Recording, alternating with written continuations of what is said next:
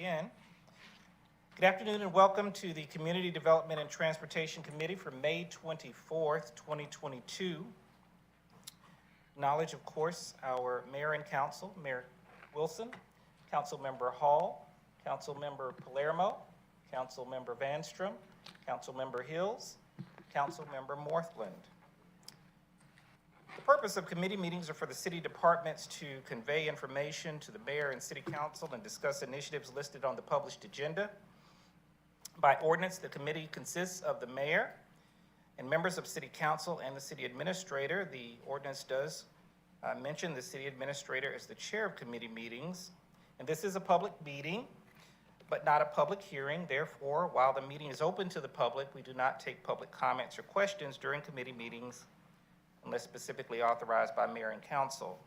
Public comments or questions are received at the regular city council meetings held at 7:00 p.m. in the city council chambers on the second and fourth Monday of each month, and the fifth Monday of each month in open forum. Due to the Memorial Day holiday, the upcoming open forum will be held on Tuesday, May 31st at 7:00 p.m.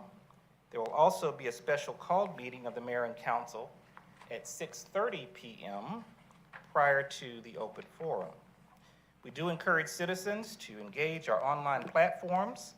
If you have any questions or need information, please feel free to contact our staff to provide that information to you.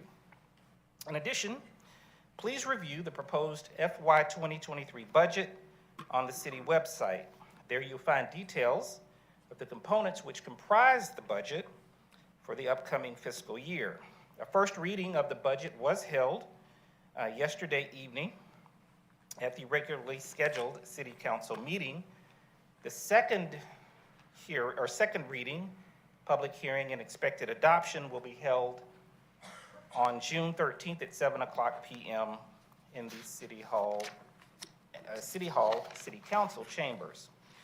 You can also contact our finance staff for additional information, questions, or clarifications, and a comprehensive understanding of the budget framework. Also, if you have any service needs or requests, please engage our online platforms, our web service portal, and our City of Roswell app.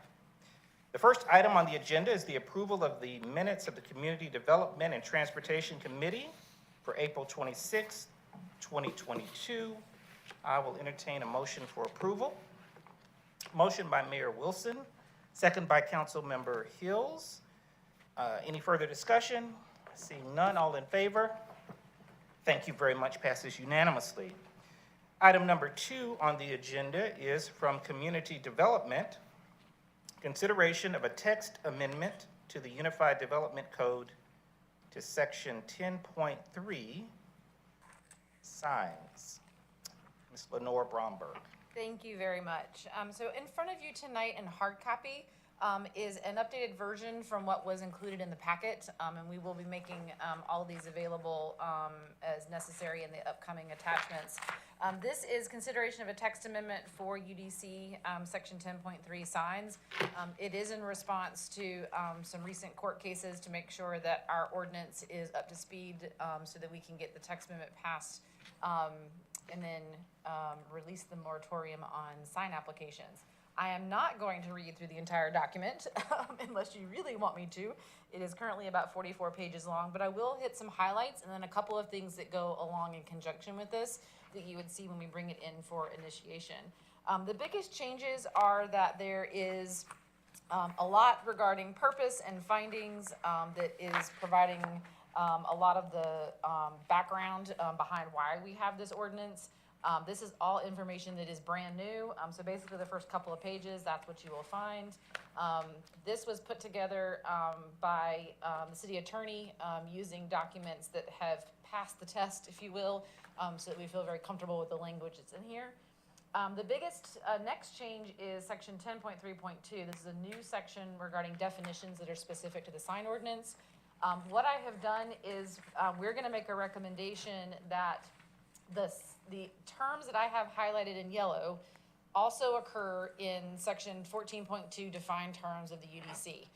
Sometimes those definitions are exactly the same, sometimes there are some differences, and we want to use the definitions that are in the ordinance as it's been presented to you.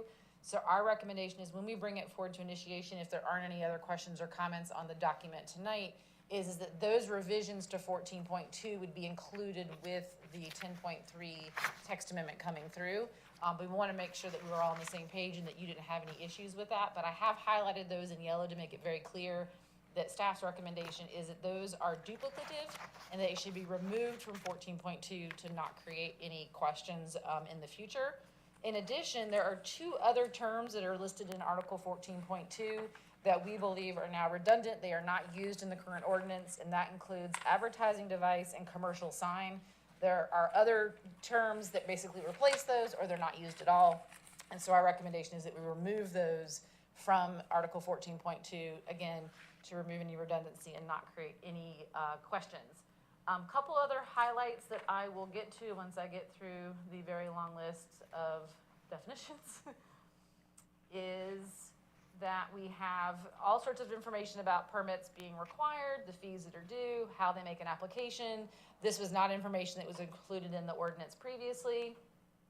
In addition, there's process for if we reject a review of an application, or if we deny a plan review or deny the permit altogether, and then there's an appeal process, and they can resubmit, of course, if they have comments and that sort of thing.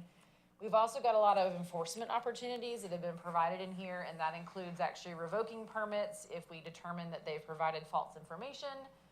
It also goes through some variance requirements and procedures.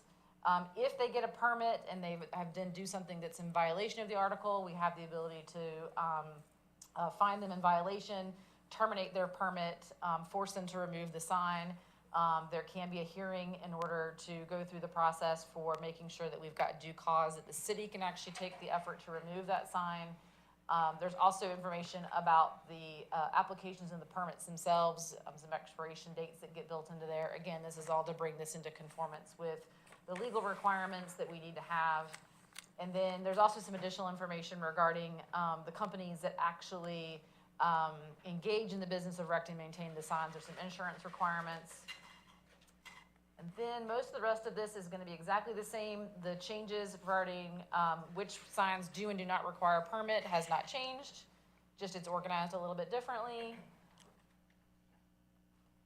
These are all the same. Temporary signs was in one location before, but we've split it apart to actually say these don't require a permit, and then later here's the ones that do, but it's all the exact same language. One of the things that is a change is today the term feather signs is not included in the code, and so we have been treating them as temporary signs since it didn't really have another definition. In the version that has been drafted in front of you, the recommendation is that those would not be prohibited signs. So you would not be able to put a feather sign out with a permit or without a permit unless it meets other requirements, I believe, when it comes to the signs that don't need a permit, if it were able to fall into that category. If I have that wrong, Mr. Petty, please correct me, but that would be my understanding regarding that. So that is a change, and that might be something that you want to have a discussion about. I will leave that up to you. And then I believe, let me just double check.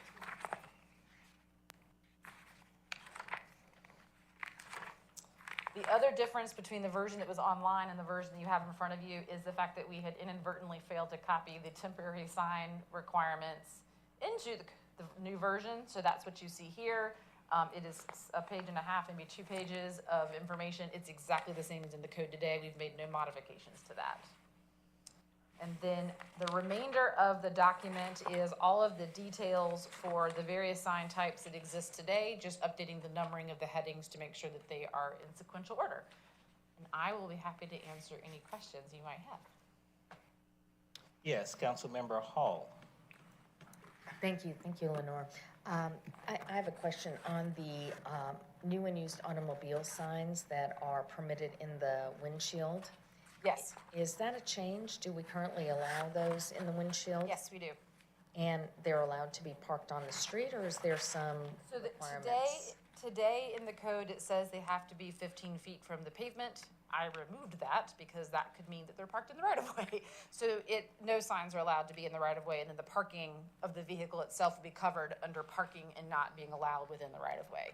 So that is how we decided to clear that up, because when I found that, I said, no, we do not want that to be construed as an opportunity to park in the right of way.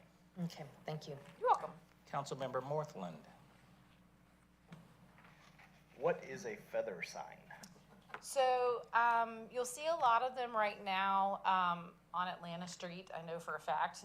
It is a pole that kind of comes out in an arc from the ground, and then it has a piece of fabric on it that usually has a logo, maybe somebody's phone number, and they flutter in the wind. So it looks like a huge feather pin stuck in the ground. And a lot of folks are using them because they move in the wind. They're kind of tall. They probably attract a little more attention than a temporary sign that you might be hanging, above your door that says we're having a sale or something like that. So you'll see them in all sorts of ways. Most recently, we have seen them used by businesses to advertise their services. They'll have their logo, their phone number. Maybe it's a physical therapy. They'll have something about that on there. And so far they've been treated as temporary signs because they tend to be temporary in nature, which means there's a time limit for how much they can be out there. There's so many days they get out of the year. But in this recommendation that Mr. Davidson put together, feather signs was included in the category of balloons, pennants, and streamers, and deemed not something that would be allowed. Yes, Mayor Wilson. Thank you, Mr. Chairman. Several observations. Good Lord, this is complicated. This web of intricacy, I must admit, a tremendous amount of ignorance, confess a tremendous amount of ignorance as I look through this.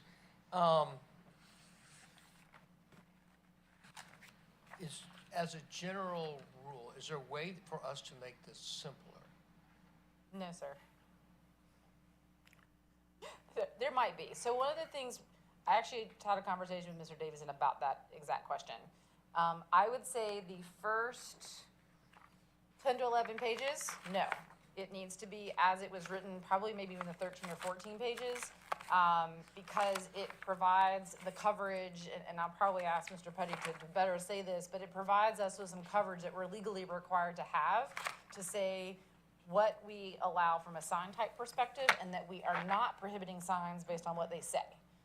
And so that was some language that was required to be in there, and so there's some of the findings and some of that information that is unfortunately multiple pages long, that is my understanding it is a requirement for us to have in there. Now, when you start working from that point backwards towards the back of the document, I think that the structure of some of the tables, some of the dimensions, we've got details that show this is what the signs look like. These are the dimensional requirements, for example, for a crown sign or for a projecting sign. That is all information that we definitely need to retain in there, but is there a way to simplify it? Right now, it shows up on 2 pages. In the formatting in the UDC, it's actually double columned, and it's only a page. So there's probably the back 20 pages of this becomes about 10 pages and a little less intimidating when it's in the document. Well, it's But funny. that's some of the formatting stuff that I would suggest when we go through doing the entire document under the RFP that we are putting out at the moment. Would be a good opportunity for us to do that. This is strictly to get the content that we needed to, from a legal perspective, codified so that you could release the moratorium that's currently in place. Well, I was going to say, my favorite part of your document here, Lenore, is clearly actually the illustrations. Yes, they're brilliant. And the observation is, how come our signs don't look like all these? I mean, the illustrations are awesome on almost every single illustration. The only one I'd make an exception on that I didn't think was exceptional, I mean, every single one of these illustrations you've got are really, really cool. And I think that residents would say, would they be excited to see these signs if these were part of our ongoing code? These are really cool. The only one I might say that doesn't fit that mode is the projecting sign. Mm-hmm. The rest of them are kind of dynamic and would be really, really cool. But this is a complicated instrument going through it, looking at it. And I do have a question. Do you have a concern on 10.3.18, 10.3.18, that under A and D, that Mr. Palermo has been known to have both of those in his front yard, and that could be an issue? I'm sure we can work with him to make sure he stays in compliance. The feather signs, I know, have been an issue in Mike's front yard. So, but there's not a way to simplify this, is what you're saying, and this because of the law? So this is a pretty heavily litigated area of law because it involves the First Amendment and government regulation on speech, essentially. So that is a lot of this, as Lenore said, a lot of this is things that, other different cases, other different cities that have gone through, have been sued. And they found lots of different ways to do advertisement and signage of things that fell out of the way the code was written, which is part of the reason it's become so complicated, is that, like these feather signs, it's a great example of just one more way that somebody came up with a way to advertise that did not comply, it doesn't fit into our code today. And so we have an impossibility to regulate it sometimes when it's written that way. I mean, I will confess to you, in the last 18 months of working on city business, I have not spent a great deal of time on signs. So I confess tremendous amount of ignorance on this issue. But I always wonder if there's a way to try to simplify the litigiousness as an approach from whether it's a government or from a business when you are codifying and writing up your policies. Not only is it a lot of work, but it's very difficult to follow for. I can't imagine being some small business person and getting this and traveling my way through it successfully, and knowing whether or not, obviously the prohibited signs and devices, that's fairly simple. However, you have A through Q on here. Yes, sir. Is that more litigiously driven than, or has there been a genesis of activity in our city that said, doggone it, let's do something about this? Yes. Yeah, that's actually had its own special section. Yes, that had its own special, I think Councilmember Palermo remembers the conversations about the human signs. It was a big deal. Yes, sir. Okay, well, thanks. I do agree that I think there are ways we can look at, I think the first, like I said, 10 pages or so, there's gonna be some things that we cannot trim down. But I think that when we look at an overall approach to the organization of each of these articles that we want to look at for the whole document at the same time, there are absolutely opportunities where we can simplify the graphics, simplify the tables, potentially simplify some other sections with the requirements. But I think those first 10 pages or so are going to be things where we don't have as much flexibility in to make sure that the city is covered and that the ordinance provides what we need it to. But there's some of these that I think, for example, there's a shingle sign and a projecting sign, and when you look at the details, they look exactly the same. One goes over the doorway of the entrance to the building, and the other one can go elsewhere on the building, like at the corner if it's at an intersection. Well, they look the same, so if they're similar dimensions, why can't those be combined together, but one is where it's over a door and one's where it's not? What does it matter? So I think there's a lot of those kinds of opportunities where we can consolidate some of it. But when we spoke with Mr. Davidson about it, we felt like that's not the opportunity. The opportune time is not now to do that. Let's get this through the process as quickly as we are able to, so that we are covered for the future, and then we can work on the format in the coming months with that RFP we're working on. Well, pages 15 through 44 are very neat, for lack of a better term. And I like how page 18 and 19, you tie it into the zoning code very neatly, very nicely, and 21 as well. But I mean, like literally 22 through 44 are discernible, and I would say, from a sign perspective, from a city's perspective, this is what we want. So I guess that's, what we're really after is the kind of signs we want in the city, right? Yes, sir. And that whole second half is exactly the same as what's in the code today. The change is that right now it says, this is the ordinance, is replaced with the other 10 pages of information that we are required to provide. Thanks, Lenore. You're very welcome. Yes, Councilmember Hills. Thank you. I have had 3 meetings with residents since January about signs, temporary signs around Roswell and how it looks littered up, they're left too long, they sag, they drape, they droop, whatever, or there's just too many of them. So I'm not one to add a whole lot of extra stuff here, but I do think it helps protect the look of our city and the character and the neatness of it. And yeah, I'm all for these signs back here, the neatness, the professionalism, appropriateness in their areas. So while it seems like a huge hefty list, I think it's necessary. Folks have found loopholes in how to put out temporary signs. So not that they're bad people, they just are finding a way around our code. So my 10 cents. Thank you. Yes, any further comments? All right. We'll go ahead and request a motion if we have one. I think Councilmember. I'm sorry, Councilmember Morthland, I'm sorry. How are we, policing wouldn't be the best word, but how are we enforcing this? If you're seeing a lot of stuff that's on the roadways as you go to and from work, are we supposed to turn this in to the community development group, or are we supposed to call the police and ask them? Sure, I'd be happy to address that. So our code enforcement team does most of the policing along with our planning and zoning staff regarding signage. If we have a complaint about a sign that maybe doesn't comply with the code, then we would go through our planning and zoning staff to have them confirm whether or not maybe it was approved under a different code, maybe it does comply with it, but doesn't look like it does.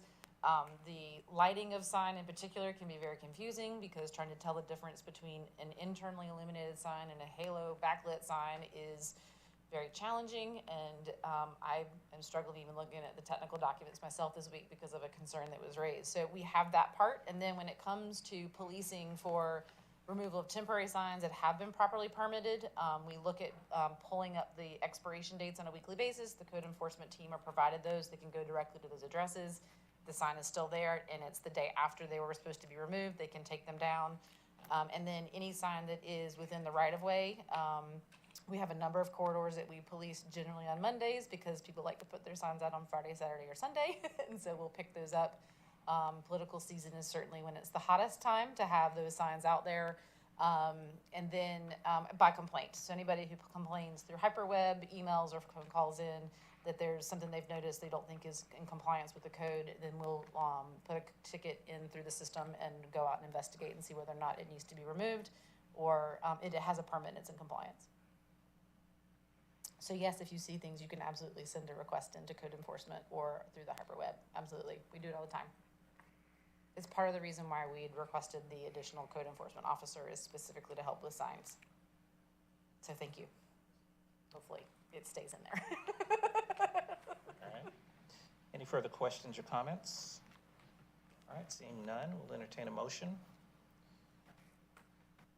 Councilmember Hills. Yep. A motion to accept the text amendment to the UDC to section 10.3 signs. Thank you. Motion by Councilmember Hills, second by Mayor Wilson. Any further discussion? Seeing none, all in favor? All right, passes unanimously. Thank you very much. Item number 3, consideration of a text amendment to the Unified Development Code to section 9.7.20, parking on site. Ms. Bromberg. Absolutely. So today in the code, Article 9, 9.7.2, on-site, parking on-site, basically defines it as parking provided on-site to serve a principal use of the site. The remainder of the ordinance in front of you is brand new. So what we've done is we've split it up to talk about the residential zoning districts and then the commercial. So paragraph B refers to except as authorized in a couple other sections that you are prohibited from parking a commercial vehicle in a residential zoning district. There used to be a very long list occasionally that would show up of what that vehicle might be, but kind of like with signs, we felt like you could keep adding to that list every day. A new vehicle comes up that could be a commercial vehicle. And so rather than doing that, we've opted to refer to the federal motor carrier regulations because they have defined what a commercial vehicle is.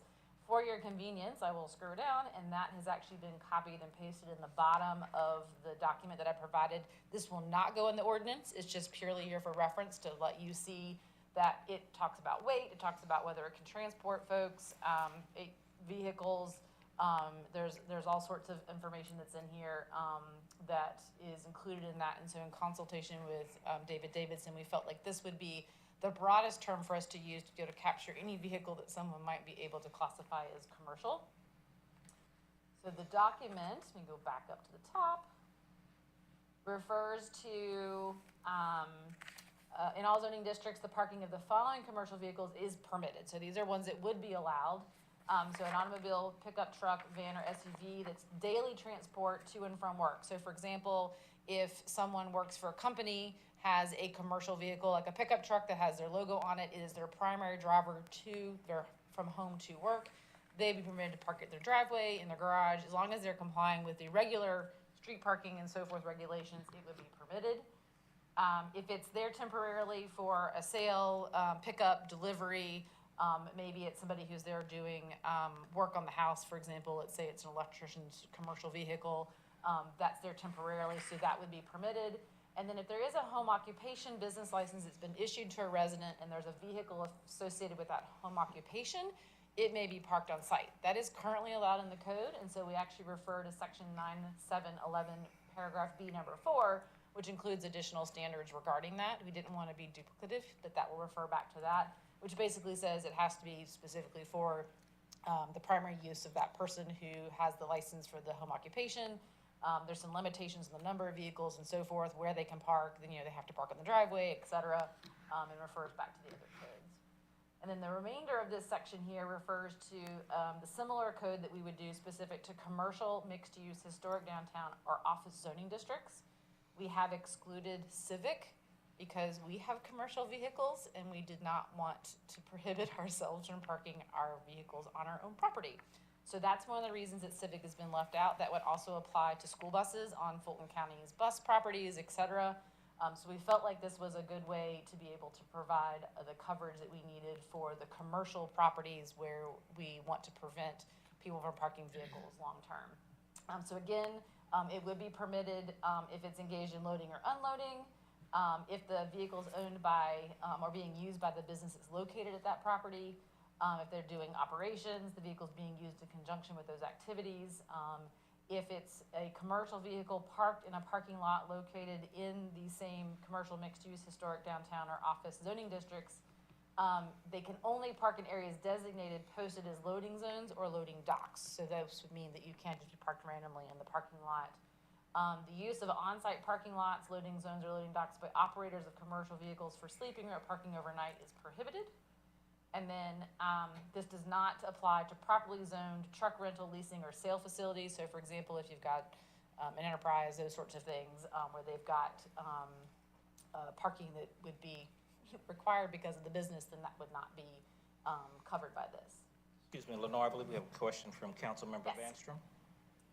What you're hitting on right now is what you and I discussed a couple months ago. Is this gonna cover that? Yes, sir. For parking? It does. It would prevent an 18-wheeler from parking in a commercial parking lot that's not there to do business. That's wonderfully simplified. You're welcome. And then the last section is to cover parking in hotel motel lots. Of course, you might have a guest who is driving a commercial vehicle, so there are some allowances for if they are registered guests at that hotel and they're staying overnight, then of course that vehicle could be parked within the designated parking spaces that's marked. If they are not a customer there, then that would be how we'd be able to enforce that. And then there is some issues with being able to park a full tractor trailer. The cab would be allowed to be parked there, but not the entire commercial vehicle with the 18-wheeler and the trailer together, or the cab and the trailer together. And then if we're providing designated parking spaces for the parking of commercial vehicles, then it's prohibited from acting as a routing agent for the vehicles. And then they may not be, they may be parked overnight or for storage purposes in industrial zoning districts, is the last category, number 5. And that is it. Oh, and then of course, no vacant commercial property. If it's a commercially zoned property, but nothing's been built there, it's not permission to park. All right, thank you. Councilmember Hall. Thank you, Lenore. I've got a couple of questions. What is a routing agent? That's an excellent question. I will have to ask Mr. Davidson about that because he wrote that particular section and I don't know the answer to the question, but we can certainly find that out. I don't know either. I was wondering that myself. Okay, thank you. Really, I skipped over those terms when I read this with him because I didn't ask the question myself. So we will find that out before you see it again. And just a follow-up question, it says registered guests of hotels staying overnight. What if they're staying at, sometimes truckers may stay over several nights? Sure, so it would be for the multiple nights. So if you have somebody who comes in and they get a hotel room for a week, then if it's an 18-wheeler, as an example, then the 18-wheeler cab could be parked overnight the nights that they have registered to stay in the hotel. Okay, and then a lot of trucking is very, since the pandemic, trucking's taken, is in the news, and a lot of people are becoming truck drivers, and there's a great need for truck drivers. Where would truck drivers have an opportunity to park because they have logs that they can only drive so many hours, and then they have to stop and sleep or take a rest or be away from the wheel. So where are there opportunities for folks like that? So the way that I understand, they would not have an opportunity to do that within the city of Roswell with the way that this is written, because you're not allowed to park overnight unless, maybe if they have permission from somebody in the industrial zoning district where it is permitted for overnight parking, then they might be able to do that. We were not asked to look for places where we could provide that as permission, because normally that's going to be associated with the interstate routes, and you're going to have that with rest areas and that sort of thing. It's not typical that I'm aware of that you would have a lot of that kind of traffic in the local jurisdictions this far off the interstate. Doesn't mean it's not possible. I think more often what we tend to see if there's overnight parking of a vehicle that's commercial in an area that we don't expect it to be, it's not that they are just getting rest, it's that they live in the area and they have no place else to park their vehicle right now, so they're just parking it, maybe they're an independent contractor, and they're parking it in the closest commercial parking spot that they can find. And just one more question, and so we talk about overnight, what if they park all day long and move it for the night and then come back and park it in the day? That is an excellent question, and I need to see. Thank you.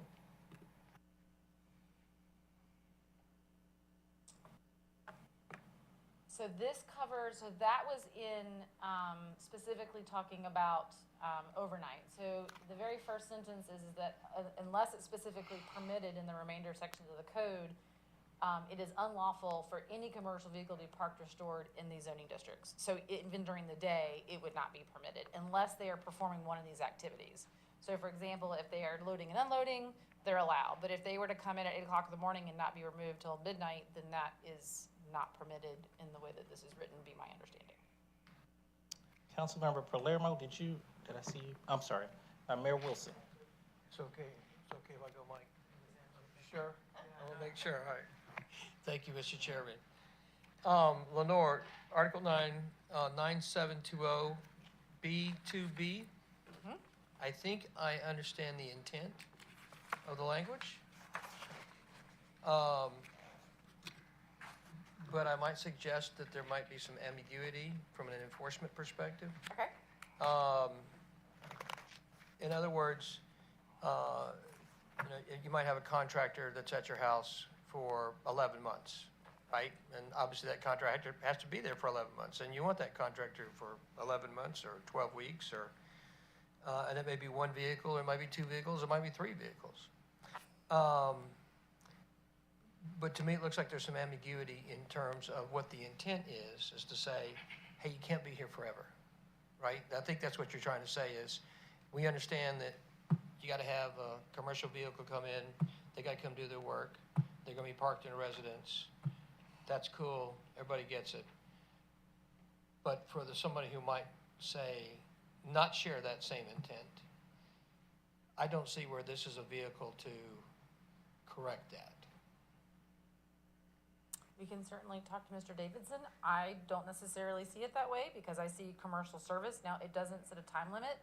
I don't know how we do, because for example, a building permit, if it's active and they're getting the inspections on the regular basis that they're supposed to, there is ultimately an expiration on that. And so if they go beyond that, we may have that to use. So we might be able to tie that to permitted work, but not every project requires a permit. So it could be a painter. Right. Shouldn't take 11 months to paint, but maybe they're slow. I don't know. So that doesn't require a permit from us. So if I've got a painter coming in and it takes them a month to do each room in the house and they're there for 8 months, there's not necessarily a way that we can control that. So if that's something that we're concerned about, we can certainly talk to Mr. David and see if there's opportunity for that. Actually, I'm not thinking about me, I'm thinking about you guys. So you have a neighbor who calls on a neighbor and says, hey, Lenore has these contractors over here all the time. And so calls you, you guys run out there, you attempt to process the information and adjudicate it. You don't really have, I don't see a solution here for you. So I guess is what I'm saying. I guess in that case, what we'd be looking at is, are they there doing legitimate business? Is there a contract between the commercial vehicle operator and the property owner? Do they have a permit with us? Is there something else? And so if that's in place, and that would be a part of what we'd be asking, then I think we'd be covered. And if they don't, then we certainly would say, I'm sorry, but you need to move your vehicle. It can't be parked here. But we can certainly talk to David and see if he's got any recommendations on how we can make sure that that is very clear and enforceable. It's gonna be difficult to It get just looks exactly problematic. right. It looks problematic. Like I said, I understand the intent. The intent makes sense. Right. Residential areas is much easier for us, to be honest with you. If we do have a complaint, it's usually because they're in the street for too long, over 8 hours, or they're in a curve, and so it's making people feel uncomfortable driving, and so they feel like it's a safety concern, or it's blocking a driveway. It's usually very easy in the residential areas. It's the commercial areas which aren't active necessarily 24/7 that can be a little more challenging for us, which is part of the reason why we started having this conversation. But we wanted to make sure we protected the residential areas as well. You're educating me like crazy tonight. So you're saying in a residential area, a contractor can't be parked on the street longer than 8 hours? I actually think it's 12, I might have misspoken, 12 hours. 12 hours. Correct. Nobody, period, in the story can park in the street for more than 12 hours at a time. You can't park in the street for more than 12 hours at a time in our current code. All right. And we enforce that with great regularity? We do our best, yes, sir. That is also, it can be challenging. Luckily, we take photos and date stamp them. That helps. That's about the only way we can do it. And you can't park on a curb? Are you set on a curve? So it depends on the situation. There are some situations where the curve if they park in a curve and there's multiple cars in a row and it blocks the sight distance, we've had complaints in some areas about that. And so we'll go and check. Sometimes that might be something where we have the police respond to it instead of us, so that they can check and see what they see, and determine whether or not it's a concern.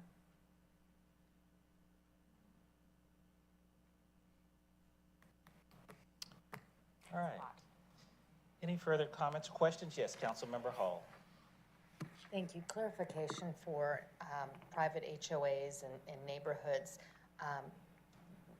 Can they have more stringent rules, or is this the max that they can enforce? As far as I'm aware, an HOA can do whatever they want to. We just can't enforce it. As long as it's not in violation of any of the other codes that we have, they could do something more strict. If it's a private street, if it's public, I do not believe they have that authority. It would have to be a private street. So on a private street, they could make different rules, but on a That's my public street, it's whatever the Roswell Correct. ordinance and code is. Correct. Thank you. Now, they might be able to do the parking in the driveway, but they wouldn't have any authority over the street as a difference. All right. Any further questions or comments this time? All right. Seeing none, we will entertain a motion to move this item forward. Yes. Motion to move this item forward. Motion from Councilmember Vanstrom. Do we have a second? Second from Councilmember Hills. Any further discussion at this time? Seeing none, all those in favor of moving this item forward? All right, thank you, passes unanimously. All right, thank you very much. And we'll move on to transportation. For purposes of the upcoming discussion, if there is no objection from the committee, I'll read both items number 4 and 5 as they are related. I think that would be beneficial and perhaps helpful for the committee to have those items presented together, and you'll see the correlation and the connection here. And then certainly the committee can then provide direction on each item separately if you so choose. Mr. Cox will handle the presentation. Item number 4 is discussion of a developer request to abandon portions of Old Chadwick Lane. Then item number 5 is consideration of a developer request to access, improve, and pave Old Chadwick Lane. Yes, sir. Thank you, Mr. Chairman, for the clarification. Yes, there is some irony here. We have 2 committee items on a remote gravel road, and I don't know why they came to us at the exact same point in time. But here we are. I wanted to give you an update on both of them to determine what course of action we may take on one or the other, or take no action at all. So the first part of the item is a developer request for the western portions of Old Chadwick Lane in the northern part of Roswell. Thought it was on.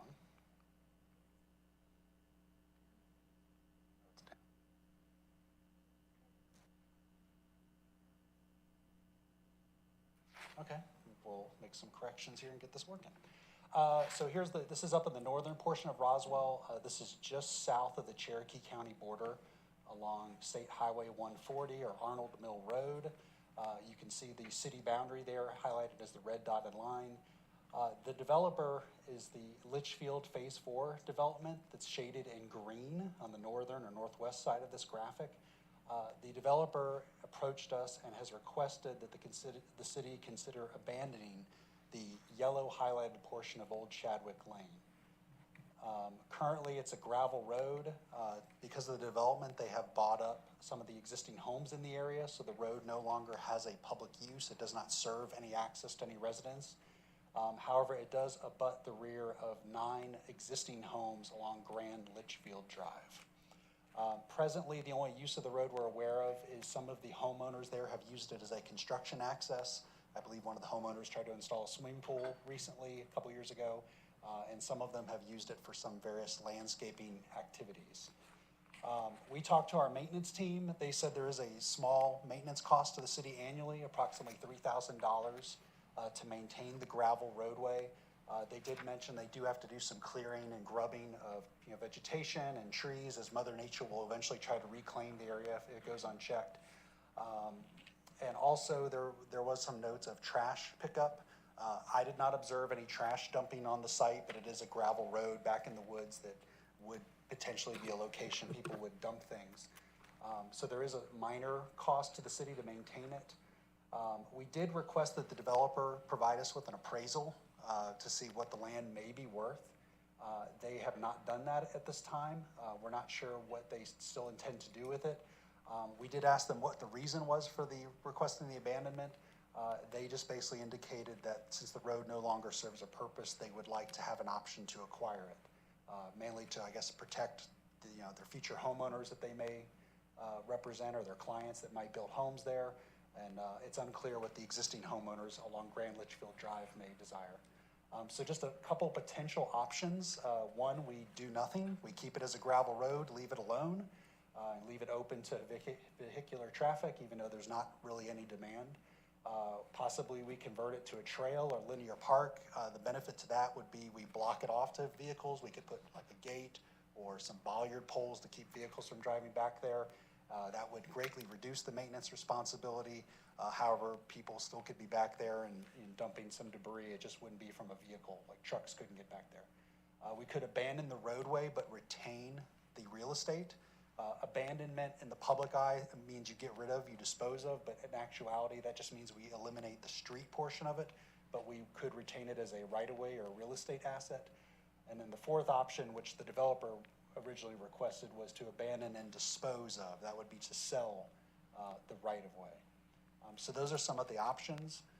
And Mr. Chairman, if you'd like, I can proceed to the next item, or I can yield here for some questions. Sure. Question, Mayor Wilson. Thank you, Mr. Chairman. I would like to submit to the committee, this one's pretty simple. I don't think there's a lot to talk about, since the developer has not gotten a appraisal of the property back to you based upon the timeline that you gave to him. I think it's very hard to, I don't want to be in the process of us negotiating against ourselves. So I think there's a responsibility for the developer to meet your timeline based upon your request. And it doesn't sound like the developer's done that. So I wouldn't have a great interest in having a conversation until the developer met your request. All right. Okay, That would be, I'd like to make a motion to move on. That would All right. be my motion to the committee. that's a motion from Mayor Wilson, I second that. second from Councilmember Palermo. Any further discussion on this item? Yes? Yes.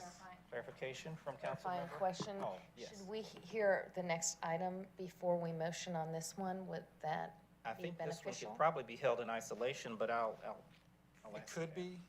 There are two different developers making two different requests. So I don't see a harm in doing it. I mean, I just asking the It's a question. good question. Yeah, I think, I agree, I completely agree with the mayor's sentiment, and I'm familiar with both items. I will still feel that way after, but I think it does make sense to discuss both before an official vote. All right, that being the case, Mayor Wilson, I'll with that since you made the acquiesce, motion? yes, sir. Okay, all right, I'll still maintain my second for when we get there. all right. All right, So I can please, continue with the next please item. proceed, yes. okay. This is the eastern portion of Old Chadwick Lane. This was a developer request to not only access the Roswell-owned gravel facility, but they want to improve it and potentially pave it. Here's a map again of the area showing the city boundary. As you know, the geography of our two cities, Roswell and Milton, varies, and there's this little notch of Milton that protrudes into Roswell, which is the red highlighted area. This is the location of the developer. You may recall this came to the March Transportation Committee, and the developer has requested to access Old Chadwick Lane. They have offered to pave it to our standards. And the other thing was we wanted to talk about future maintenance responsibility. So the reason this was discussed in March, or actually was deferred, oh, sorry, deferred is not the correct word here. The council had some comments on their original concept, which did not look like this. It was a more basic version of this. One of the input things we heard from the mayor and council in March was they wanted to see a more detailed, more professional looking drawing of what they were proposing. They have since provided that. This is what they provided, and I've superimposed the city boundary on there to lend a little clarity to it. You can see on the northern part of the property, here's Old Chadwick Road, the gravel road. And then they are proposing a new road into their subdivision, which would turn to the northwest and connect to Old Chadwick. We did speak to the city of Milton on why the developer is making this request to give a little more clarification. The city of Milton said that their code requires that if properties are abutting a gravel road that affects their density, they indicated that any frontage on a gravel road may be required to be 3-acre lots as opposed to 1-acre lots if it was paved. So that the developer has an incentive to pave the road to get around the Milton requirements. They do not have to connect to Old Chadwick. Milton was very clear on that there does not need to be a connection, just that the road is paved. However, the developer is shown to develop that. So that is some of the backstory behind this. Here's just, you've seen this in March, but here again are some pictures of the facility. I've kind of drawn where the boundary is along that wooded area, kind of up on that berm. So that's just your standard gravel road going back into a very wooded area. Again, we talked about this a few moments ago, the maintenance responsibility to the city, and potential options with this one was, again, do nothing, keep it as is, keep it a gravel road open to the public, maybe allow the developer to pave it and possibly give us a financial contribution for any future maintenance cost in case we have to repave the road down the road 15, 20 years from now. And then the other options I mentioned, abandon it or convert it to a park or linear trail were some of the options staff were kicking around. So with that, I'll again yield to questions on one or both of these topics. Councilmember Hall. For clarification, they're gonna pave the entire length of the road or just to where the gravel? They agreed to pave to the western edge of their property. So basically the yellow arrows on this map. They would not pave the entire road, just the portion along their frontage. So And the road would remain, the entire road, both gravel and paved, would remain Roswell's responsibility. Yes, if they paved Old Chadwick Road, we could be responsible for it, and then we would still be responsible for the western portion, the gravel part that leads back behind those existing homes today. So, Councilmember Palermo. I don't hear from many residents saying that they're really looking for us to help other cities have more houses or cut down more trees that border Roswell properties. So I don't see a very attractive offer for the people of Roswell for this. So I actually feel the same way I do on this one as I do the other one, which is just basically, I'm not interested in moving forward at the moment. I'm curious to see what the other developer comes back with, but nonetheless, I don't see any urgency in supporting this request. And I want to give credit to staff for having done the research and figuring out why such a request would have come. So that was very helpful, and definitely appreciate staff doing that. All right, thank you. Mayor Wilson. Thanks, Mr. Chairman. I think just to echo Mike's comments, the road looks kind of charming, actually. Particularly considering, since we're talking a very limited number of households and very limited amount of traffic, the need to pave that road does not seem like it would be of any great benefit to our residents. And in fact, it looks like it'd take away from some charm of the city. And there's not going to be any great traffic there anyway, and it kind of takes away from it being on an existing multimodal path. It's like almost like we're making things worse if we decide to pave it, I think, to your point. Yeah. All right. Yes, Councilmember Morthland. I had my question drafted, but Councilman Palermo kind of jumped in halfway on this. My only question is, have we had any feedback from the residents that back up to this gravel road? Have we had any communication from them saying, we don't want this, we do want this? Anything? no, not at this time. Okay, thank you. Yes, Councilmember Hills. I think when this came up before, I had a similar concern, but if we did pave the portion that's outlined with the yellow arrows, I think that's waving folks in to attract more traffic down the rest of what would remain gravel. And if I were one of the 9 homeowners, I wouldn't care for that increase. All right. Further questions or comments regarding either number 4 or 5? Councilmember Vanstrom? Yes. We did have a question also, can they have the drive, they were adding 2 in and out, that fits with the rules for traffic, having that close together? I believe they are separated by more than 300 feet, so it would be allowed. Now, would it be ideal? That's another discussion, so. All right. Any other further questions or comments regarding either item 4 or 5? All right. I'm sorry. Yes, Councilmember Vanstrom. Can we put a barrier to automobiles on Long Arnold Mill right at the beginning of that, so that automobiles can't access that at all, and then have it just as a gravel path? Well, it's currently a public road, so we would have to take some kind of action to allow us to close that off. So either we'd have to abandon the use of the public road and you could retain it as just real estate. We could close it off. We can't make it a private road. Someone would have to acquire it and purchase it and take it over. Can you make it a multimodal path? That was what I was going with. We had looked at options for trails or a linear park or place to walk the dog kind of thing, Yeah. but that still requires maintenance if it's a city facility. So a concern though on why I support the not rushing any changes is, it's my understanding that some of the houses actually will use that for landscapers going in or different access points as well. So that's where my concern would be of closing it off without much more further thought, et cetera.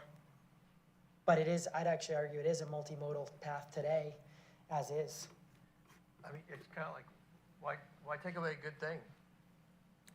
And one less road to worry about, one less paved road to have to worry about. I'm sure people take walks to the woods on it now. All right. Hearing the sentiments of the committee, I will entertain any direction you would want to provide on item number 4. Yes, council member, Well, I was actually gonna say, Okay. I thought Mayor Wilson had Yes, a motion on that. we did. Mayor Wilson, would you like to reiterate that motion? Thank you, Mr. Chairman. Well, let's just make motion 4 and combine it into motion 5. So motion 4 is, since the developer has not communicated, I don't think there's any cause to take any action. And motion 5, again, no need to take any action, but to take a look to Peter's point of perhaps redesignating that particular road.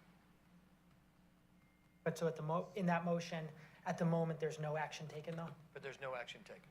I second. All right, that's a motion from Mayor Wilson on items 4 and 5, second by Councilmember Palermo. Any further discussion? Seeing none, all in favor of the motion? All right, passes unanimously. Thank you very much. Okay. Excuse me. Under Transportation, item number 6 is consideration of an addendum to the Bicycle and Pedestrian Master Plan's hub and spoke map on Magnolia Street from Mimosa Boulevard to Coleman Road. This was discussed at the admin committee meeting 2 weeks ago. Staff were instructed to bring this forward again this evening. This is just a quick recap of the hub and spoke map that was adopted in our Roswell Bicycle Pedestrian Master Plan in 2019. It basically outlines a network of locations the city would like to pursue multi-use trail facilities across the entire city. In the area that was discussed 2 weeks ago was the Pine Grove Road, Magnolia Street corridor, just west of Canton Street. One of the items that was focused on or proposed for potential change was the section of Magnolia Street between Mimosa Boulevard and Coleman Road, highlighted in red on the right side of your screen. Here's kind of an overview of the area. The existing sidewalks are shown there in right. There is the one sidewalk gap shown with the red dotted line over near the Coleman Road signal. Here are just a couple pictures that was shown 2 weeks ago, just kind of showing the terrain challenges for that sidewalk gap near Coleman Road. The mayor and council requested 2 weeks ago that we bring forward a few of the information items we presented almost 18 months ago, back in 2020, regarding the sidewalk gap and what it would take to fill that in with the multi-use trail. It's approximately a football field long. The retaining wall would be rather large if you put a multi-use trail in there. It'd be approximately 12 feet high at its highest point. And there were also some concerns over the trees. So in our review 2 years ago, the arborist and our staff went out there and estimated approximately 30 trees would be lost if we built a retaining wall for a new multi-use trail there. And the city arborist did show that there were no specimen trees involved there. Also at the admin committee 2 weeks ago, the city council requested that staff generate some planning level cost estimates for what it might cost for a multi-use trail on either side of the road, on the north side and the south. And just please understand, these estimates are from the entire section from Coleman Road to Mimosa. It's not just for the sidewalk gap I discussed here a moment ago. So there's a little bit of a range in here. There's a lot of contingency we added because there are quite a few unknowns. Some of the challenges that may come up would be some right-of-way that may be needed on some of these, utility relocation, as there's utility poles on the south side of the road. If there's any lighting or special pedestrian lighting, that's not included. Additional landscaping, and please note, part of this little segment is within the historic district, which would require brick pavers or other aesthetics as part of the sidewalk or multi-use trail design. So staff wanted to bring this back to find out if there was any further guidance or appetite to put a multi-use trail on the south side one day or keep it on the north side as per the bike ped plan in 2019. And I just want to reiterate, this is not accelerating any project. This is simply adjusting a line on the map that is in the bike ped plan.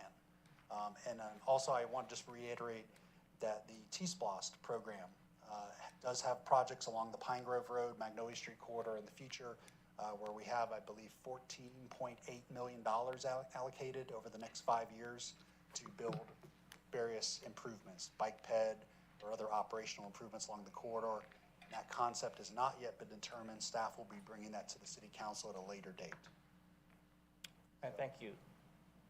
Finish with, did you Yeah. conclude? Yes, thank you. Thank you. Yes, Councilmember Palermo. Thank you. First of all, I have a question. Can you actually go to this second to last slide?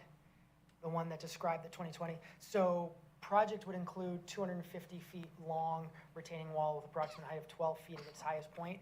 Was that just for where the current sidewalk gap is, or is that for the whole north side? That's where that sidewalk gap is presently. Okay, so meaning if the, The red dash line right in that area. right, which if I'm remembering the terrain correctly, so that would mean if the multi-use trail was on the north side, there's the potential the retaining wall is even longer than 250 feet? The retaining wall, we estimate at 250 feet. The sidewalk gap, I believe, is 300 feet. Oh, okay, gotcha. All right, so, The retaining wall wouldn't continue to the east. It would just be in this general area of the red dash line. okay. And so, so with that, this is an example where I actually agree with the previous city council, which were not supportive of putting that multi-use trail there, given such a large retaining wall, given the amount of trees that would need to be cut down, those reasons alone. But then can we go to the last slide? Yes, sir. But then in addition to the fact the cost savings that exist as well, I think there's certainly benefits where I'd love to see the less intrusive solution while also saving taxpayers a lot of money, where that money could be reallocated, whether that's to expand the multi-use trail further down Pine Grove or many other different needs that RDOT has. So that's certainly my view on what you've provided. Thank you. Yes, Councilmember Hall. Just to add to that, to have a 12-foot high retaining wall, another great wall of Roswell, just at the other end of Coleman Street to bookend it. Aesthetically, at an entrance to our historic district, I think that would really be disastrous. But even to consider the savings, to consider extending the bike pit master plan on the south side of Magnolia. Right now, it's on the other side. It would flip to the other side, but perhaps even the savings could be used if that was more costly, but perhaps that would even save more money. Just putting that thought out there. Okay. All right, thank you. Councilmember Vanstrom. Just for clarification, you're going from Coleman to Mimosa.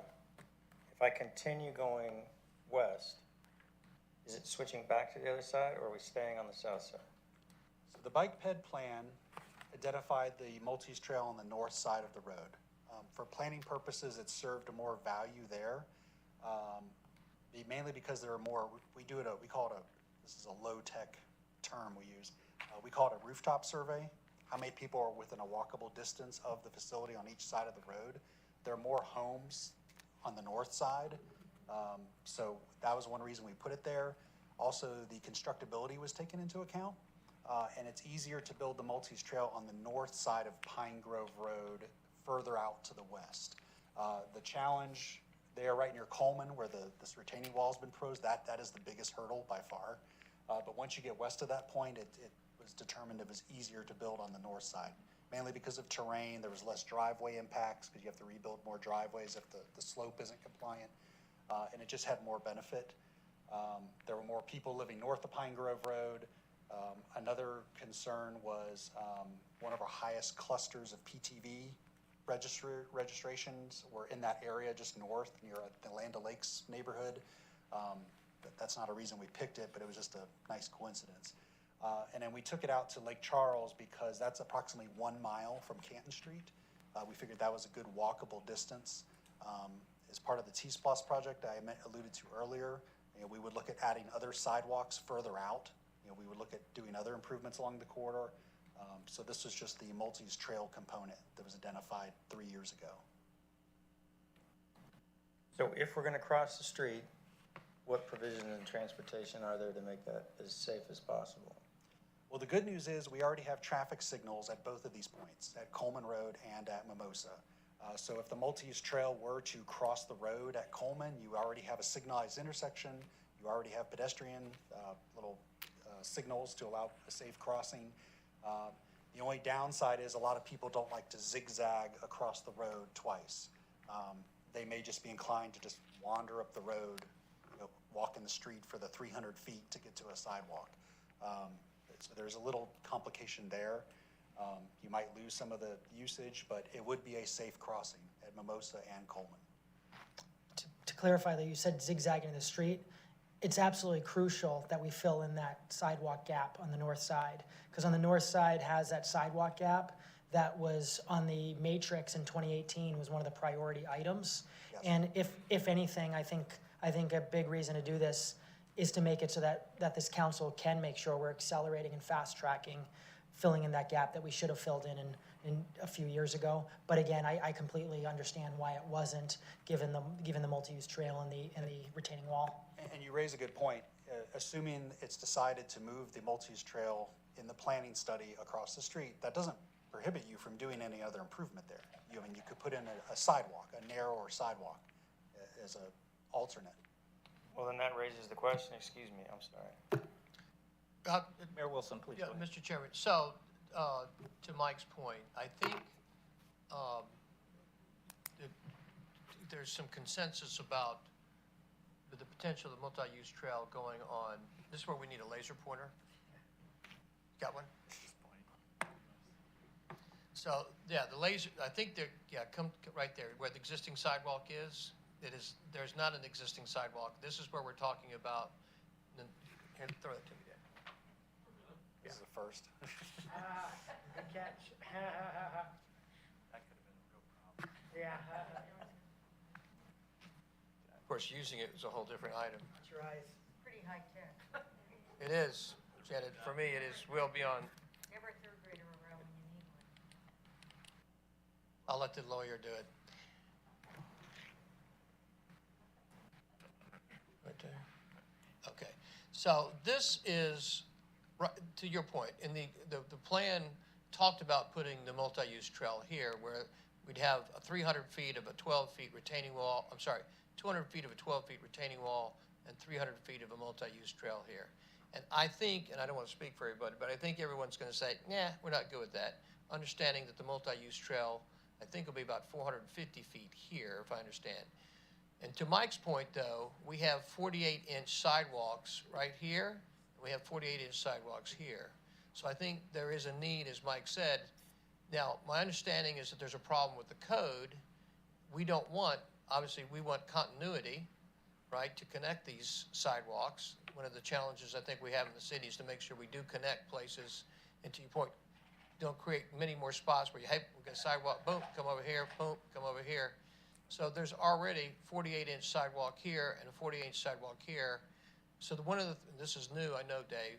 So what is it, 50, is it 5 feet per code? Because you said we can't do a 4 feet sidewalk here, even though there's one here and there's one here per code. And if there was a 4 foot sidewalk here, what would be the level of retaining wall to support a 4 foot sidewalk, or I'm sorry, 5 foot sidewalk versus a 10 foot multi-use trail? I don't know the answer, but I would assume it'd be less. A lot less. Because I think the other thing, because you mentioned the $14.8 million of T-Splosh, I would question our wisdom if we spent potentially $1.3 million on 300 feet. You know, I think we would say, I think people would be ready to throw us out of office, rightly so, if we spent $1.3 million on 250 feet of sidewalk, multi-use trail. But this is what I understand, Peter, is that the multi-use trail here, is this we call that, this is the south side, Yes. correct? So this is where the multi-use trail would go, based upon a developer potentially putting this in, correct? If you move the multi-use trail to the south side and a developer came in at a later point, they would be required to meet our streetscape requirements, which would then be a multi-use trail. And this would be put in by a private developer. On their frontage only. On but their frontage I understand owners. their frontage does not go the entire length. It's about right here. I think there's the synagogue's properties in here somewhere that ends. And then, I don't think it goes all the way to the corner, Janet. I think it stops in here somewhere. so you got about 450 feet, I think, of potential multi-use trail here. And then the equation we're trying to solve for is this 300 feet of continuity that's not there currently. Yes. So that's a question I think we might have, is how little of a retaining wall can we get away with? So based on the current code, if the city were to build a project there, a sidewalk, for example, the minimum would be 6 feet wide. So if you want staff to look at that as a potential option, we could explore that. And it probably might be more logical during the T-Splost, when we do the concept work for the T-Splost project, to examine it then. Can we do a variance of 5 foot wide rather than 6 foot wide? I believe the city council can direct staff to narrow it to 5 feet. If there's a significant cost savings, that would be appropriate. Less would be more in my mind. If you got 4 feet on this side and 4 feet on this side, obviously the more continuity, the better. I don't know what council would think about that, but, and then the question is, how little of a retaining wall can we get away with? And what would the cost of this be? Right. We would likely explore that during the T-Splost, when we dig into the concept for the Pine Grove Road corridors. That would be the best time to look at that and explore options. But the question tonight is multi-use trail here, and just for I would say no to a multi-use trail here. Now, you said no on the north side? No on the north side. Okay. Anybody else want this? It's kind of fun. You got to hang on to it the rest of the meeting. Yeah, that's cool. I got it. All right, any further questions? Councilmember Vanstrom, do you have a comment? Okay, all right, okay. Sorry.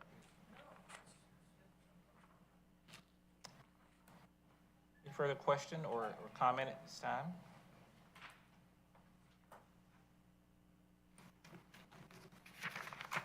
All right. This was an item for consideration, but I believe we were seeking some form of direction if the committee is ready to provide direction at this time. So Councilmember Palermo? Basically motion to move the multi-use trail to the south side, and also for staff to be working towards, as you discussed, regarding filling in that sidewalk gap. Mr. Cox, you have? I just want to get one clarifying question. Can you state the limits? Just is it just Between Mimosa Coleman and Road and Mimosa. Okay, understood. All right. That's a motion from Councilmember Palermo, a second from Councilmember Hall. Any further discussion regarding the motion? All right, seeing none, all those in favor? All right, passes unanimously. Thank you all very much. Then we have item number 7, consideration to accept a donation from North Fulton Community Charities to construct a pedestrian crosswalk with raised median island enhanced with rectangular rapid flashing beacons on Elkins Road in an amount up to $47,500 and approval of a budget amendment in the amount of $47,500. Mr. Skalski? So this item has been discussed for some time by staff with North Fulton Charities. It's finally come to fruition. We had some both equipment procurement availability as well as just some details to work out with North Fulton Charities and our traffic staff. That is now complete, and we have received quotes. So this is in your package is an email and documentation of the agreement with North Fulton Charities, basically for them to pay for this. This basically falls under some of what we've been talking about, private or community representatives funding some traffic safety improvements in the city. North Fulton Charities has been interested in doing this. They offered to fund it. We have a quote now, and I believe the $47,500 should cover everything. If for any reason there are any escalation, that's a risk that we would ask North Fulton Charities to bear if they're willing to. But at this point, we believe this number will hold. All right, thank you. Yes, Councilmember Palermo? So thank you, Mr. Knighton. And thank you, Mr. Skalski. I feel like even though this is a new item, definitely some consistent talk and beliefs that I have. The previous one, as I've talked about a lot, I always want to look for ways to save taxpayer money and certainly be saving trees and less invasive with retaining walls, et cetera. For this one, as I mentioned in the past multiple times on different items, I like the opportunity for more of these raised medians all over the city. I like the idea of there being more of these flashing beacons all over the city. And recently we passed an item that wants to make it easier for neighborhoods, businesses, charities, anything at all to be wanting to request them and add them. So this is something I certainly support and appreciate you working with this great charity and community partner. All right, thank you, sir. Yes, Councilmember Morthland. Putting this in the middle of the road, would this require a speed limit change? No, sir. I believe the median and the beacon itself will be sufficient in this location. I'm not sure the Elkins Road speed limit off the top. It is 35, so it's something that we can consider asking GDOT to reduce that speed limit on, so we can put it on the list for our next request. But at this time, the beacon and the installation are safe in this speed limit range for our traffic folks.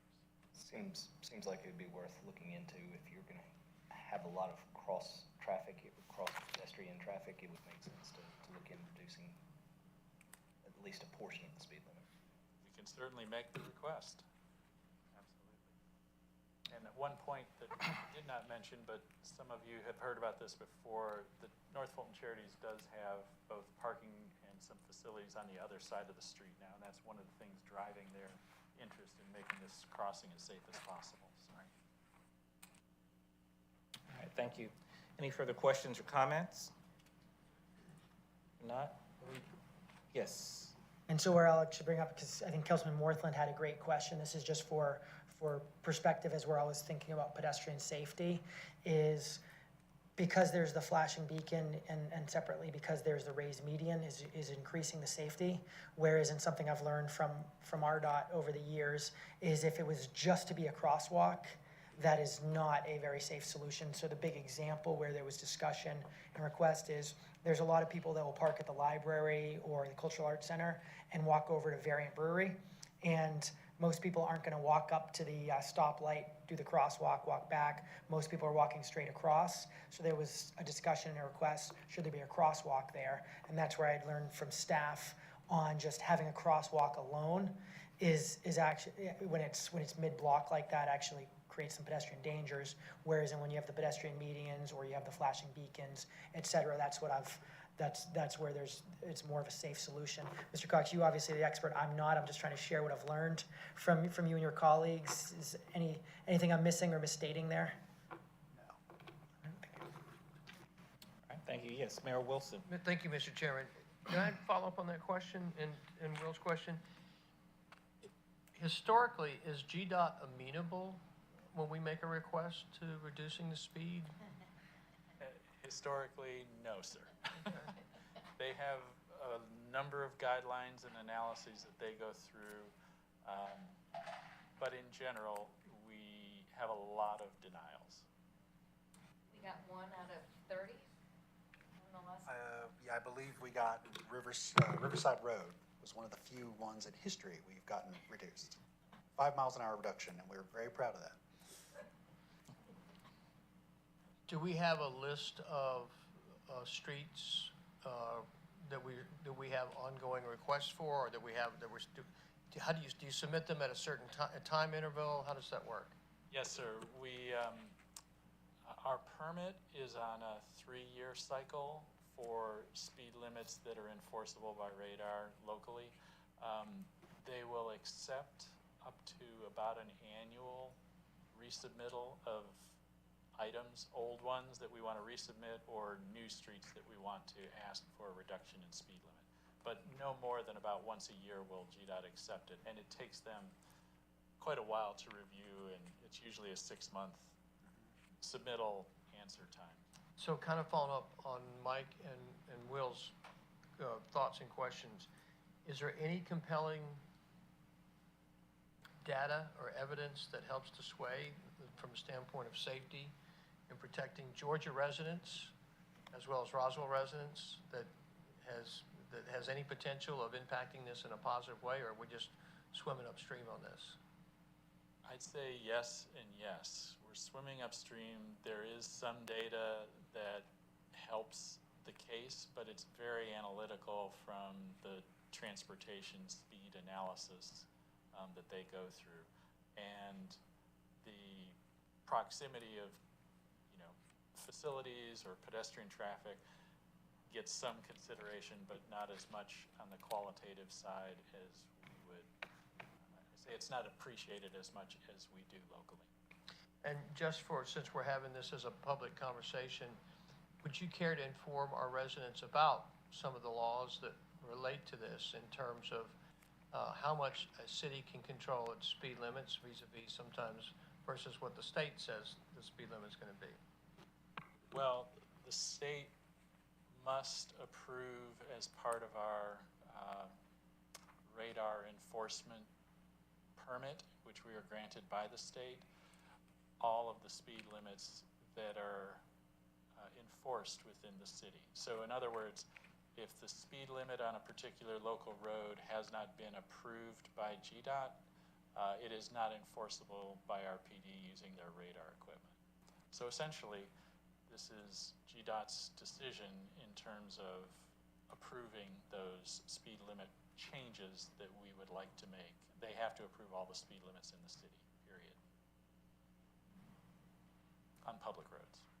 No, thanks, Dan. I think residents would be surprised to find out how little influence they have sometimes in reference to events in their own city in relation to their own streets and the safety of their own streets. Yep. All right, any further questions or comments regarding item number 7?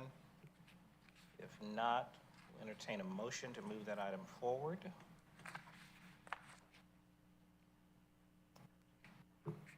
Motion to move this forward. A motion by Councilmember Morthland. Have a second.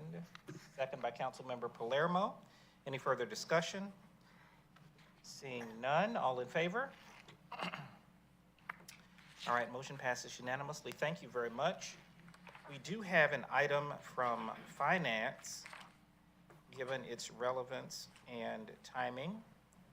Item number 8 is consideration to assess a fee for credit card payments. Mr. Luckett?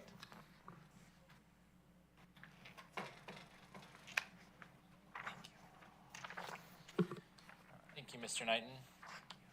Good evening, everyone.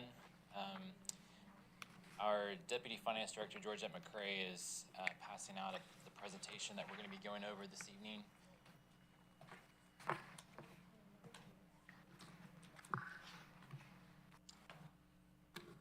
So we're going to be talking about the idea of assessing a fee for credit card payments. We talked about this a little bit as we've gone over through our budget conversations, and this process has actually been quite a bit more complicated than we anticipated. It's been a good learning experience, and give a lot of credit to Georgette and some of our other staff members that have done a lot of work to figure these rules out. As you may or may not know, there's not really one authoritative source to go to. All the rules are set by the different credit card companies, and we've been lucky enough to find some good help through some of our other partners, our bank in particular, and some other people that represent us with our credit card fees. So it's kind of all come together in the last week, and so we have some information to share with you tonight. So just to provide a little bit of background, obviously the city collects payments for a variety of different purposes. Some of the bigger ones include, utilities, our taxes, court fines, things like that. Our customers are making payments through a variety of channels. So we have customers that come into City Hall to make payments, very few, but we do have some. Online, also via telephone. And we accept payments via cash, check, credit or debit cards, ACH, as well as bank bill pay services that are offered through typically all banks. This chart gives you kind of a background of how our payment methods are distributed across the various types that are offered. And this is data that comes from this current fiscal year from July through March of 2022. So basically, as you can see, property taxes mostly come in through check. And that's actually, that includes payments that are mailed into our lockbox service. But it also includes some of the mortgage companies. So the mortgage companies pay the bulk of our property taxes, and that usually comes via check. That's why that's so high. Utility-wise, you can see it's a little bit more evenly distributed across checks, credit, debit cards, bank bill pay, as well as auto bank draft via ACH. Our recreation programs primarily come in through credit and debit card payments, about 84%.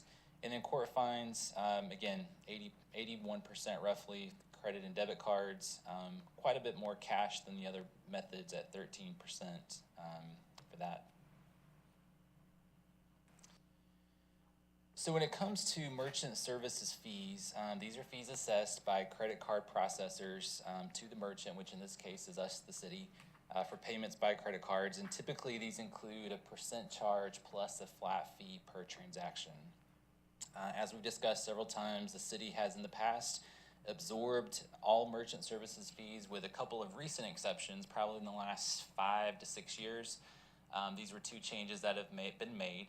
Online occupation tax payments as well as excise tax payments that we collect online are assessed a 3% fee, and those are processed through a third-party provider that we utilize, as well as online recreation programming registration.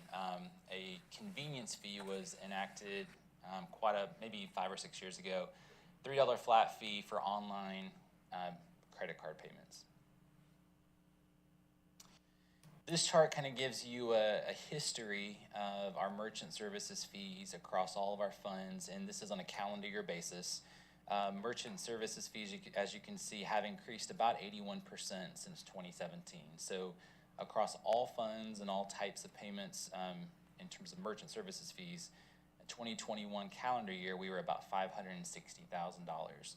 And you'll see when we bring you our end of year budget amendment, we're going to be asking for some additional funding through that because our merchant services fees have gone even higher this year, higher than budgeted. And as we talked about last year, we added money to the budget to cover that in FY 2022.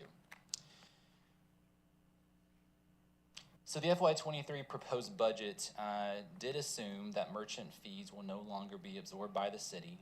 And in order to put that into place, we are requesting Mayor and Council approval to begin assessing a service fee to recover those merchant fee expenses. Here's some information on how other cities around us handle this. The city of Alpharetta, they absorb merchant fees with the exception of some of their community development fees. Johns Creek passes their fees onto the customer, and that ranges anywhere from 3.5% to 5%. They are also using a third party, which is why they are able to go the rule is you can't go higher than 4%. But because they're using a third party, part of that is the cost to the third party. The other part is the credit card fee. The city of Milton also passes fees on to their customers. And that's about a 3% charge. Sandy Springs had a little bit of a mix. Their occupation tax, permits, and court fines are assessed a 5% surcharge, which is for similar reasoning that we talked about with Johns Creek. They're using a third party. But they do absorb some of the fees associated with recreation in their performing arts center. So our recommendation for you this evening is to move forward with assessing a service fee for credit and debit card transactions for both online and in-person use. And that would be effective July 1st, 2022. The service fee percent, we're actually still trying to finalize that. We're pulling all the data together, and based on what we've seen at this point, we're missing just a little bit of data, but based on what we've seen, we think the service fee range will be 2.5% to 3%. But there's just a little bit more analysis we need to do to really land at one of those places. Essentially, the rules require that the service fee that we set has to cover the merchant services fees that are assessed, but they can't go so far beyond that. It's going overboard in terms of doing more than just recovering our costs. Just for your information, some no-cost alternatives that would exist if we were to pass on merchant fees.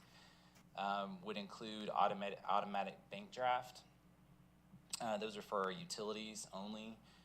Bank bill pay would be applicable to utilities and property taxes, and then of course, cash or check.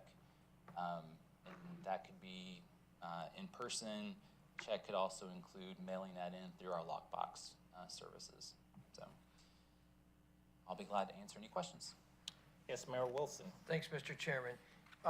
One is just a comment, fascinating anomaly on the 17.9% of property tax still being paid by check. That seems like an absolute anomaly in 2022. Well, and the reason for that is because some of the mortgage companies still, when they provide bulk payment for hundreds of customers at a time, we get a file that we can import into our system, but they actually still pay with a check. So it's one check for a couple $1 million, and That makes sense. The other thing is, so just I'll say to my fellow residents, perfect example. So for years and years and years, I had an automatic bank draft for my utilities. And then when I realized I could use my credit card, I used it because I could get the points, and shifted that because there wasn't any cost to me to use my credit card with the city of Roswell. So a perfect example. So I started my utility bills paid with my credit card automatically rather than my bank draft. So what I would suggest to our fellow residents is if you have the opportunity, I'll have to be doing it.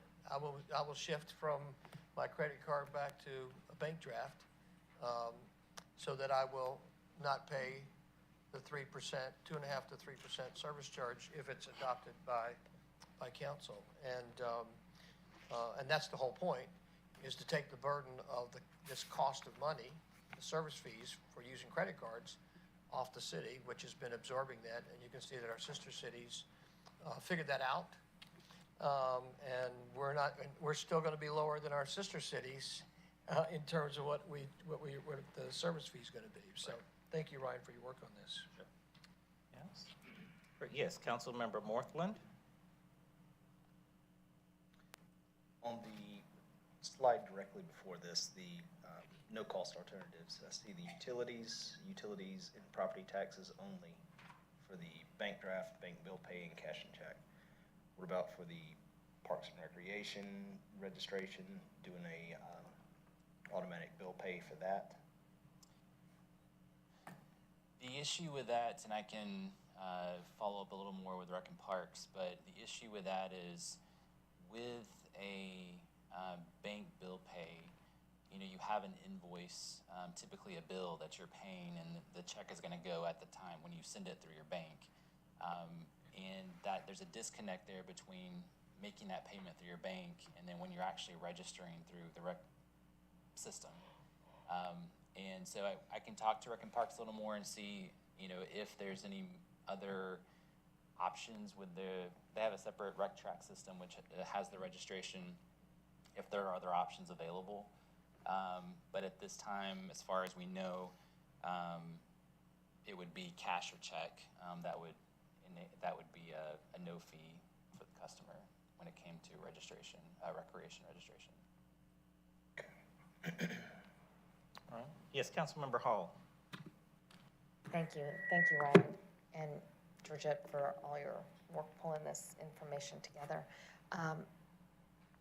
We had discussed this a while back briefly. When you go to Fulton County, for example, to pay for renew your car tags, they give you an option of, no-cost option of doing a bank debit right there, or if you want to pay by credit card, you go to a third party and they say, you're leaving our site and you're going to pay a fee. Is that something that could be available for the Park and Recs? We can check on that. Honestly, I don't know tonight, but we can definitely follow up on that and see what our options are, if there's a no-cost option there. Thanks. Sometimes with some of our other, for instance, with our occupation tax online and our excise tax payments, if a customer doesn't want to pay the credit card fee, there's an e-check, and it does have it's a fee, but it's a flat fee of $1.50. So we can check into that as well. Yes, Councilmember Morthland. just to continue that conversation, I know my family pays a monthly park and rec fee for gymnastics. It's scheduled, it happens every month, very similar to my automatic bank drive, so I'd like to see more information on that, yeah. All right, thank you, sir. Yes, Mayor Wilson? I just want to echo the point, is that there's a real cost of money, so that currently the city has been absorbing this cost.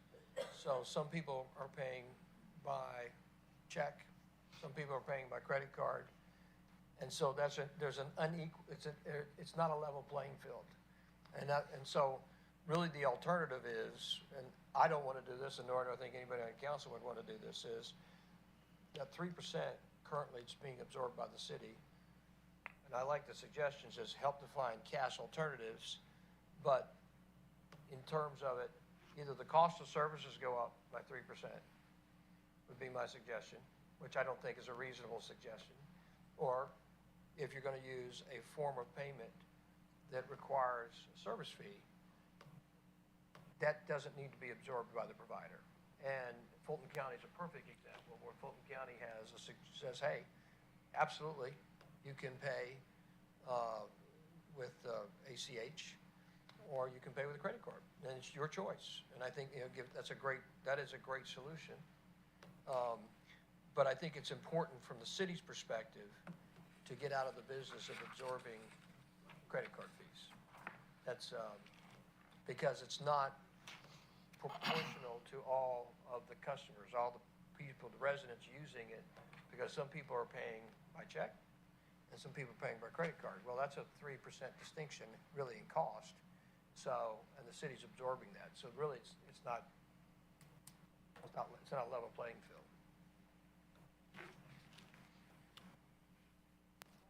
Yes, Council Member Morthland. Yeah, for the record, I totally support us getting out of this eating of the fee business. You know, I'm totally for that, but just trying to provide some relief for someone that does not want to pay that extra service charge, any kind of extra alternatives, for sure. I think I couldn't agree with you more, Will. I think, to Christine's point, I think you're exactly right. Trying to find solutions, more solutions for people to pay being in that business is always a good idea.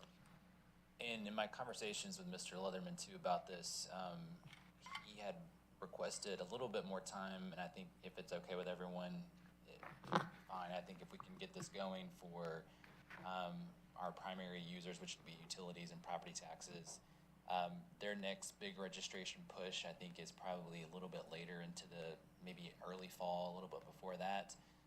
So that would give us a little more time, if that's okay, give us a little more time to look at some other options to implement for the rec programming, so that we can get it implemented in time if there's any changes we need to make with the processor or the. And look, there's a demographic reality. Old people like me still use checks. We're old. Young people like you don't use checks. All right. Okay. With that, and understanding that some information will be provided from finance, but with that, yes, Councilmember Hall. I'm ready to make a motion. Please, please. Motion to approve item number 8, consideration is assess fees for credit card payments, with the understanding that Director Luckett's going to continue to explore options for more alternatives than were presented today. All right, thank you. Motion by Councilmember Hall. Is there a second? Second by Councilmember Hills. Any further question, comment? Seeing none, all those in favor? All right, passes unanimously. Thank you very much. Thank you, Ryan. Thank you. Thank you, Ryan. We do have one item, final item for the evening from Public Works. Consideration for mayor and/or city administrator to approve a revision of the solid waste rates for the East Alley and West Alley businesses. Ms. Izzo. So I want to say first, thank you for letting us bring this to you off-cycle. Typically, this is not our committee meeting.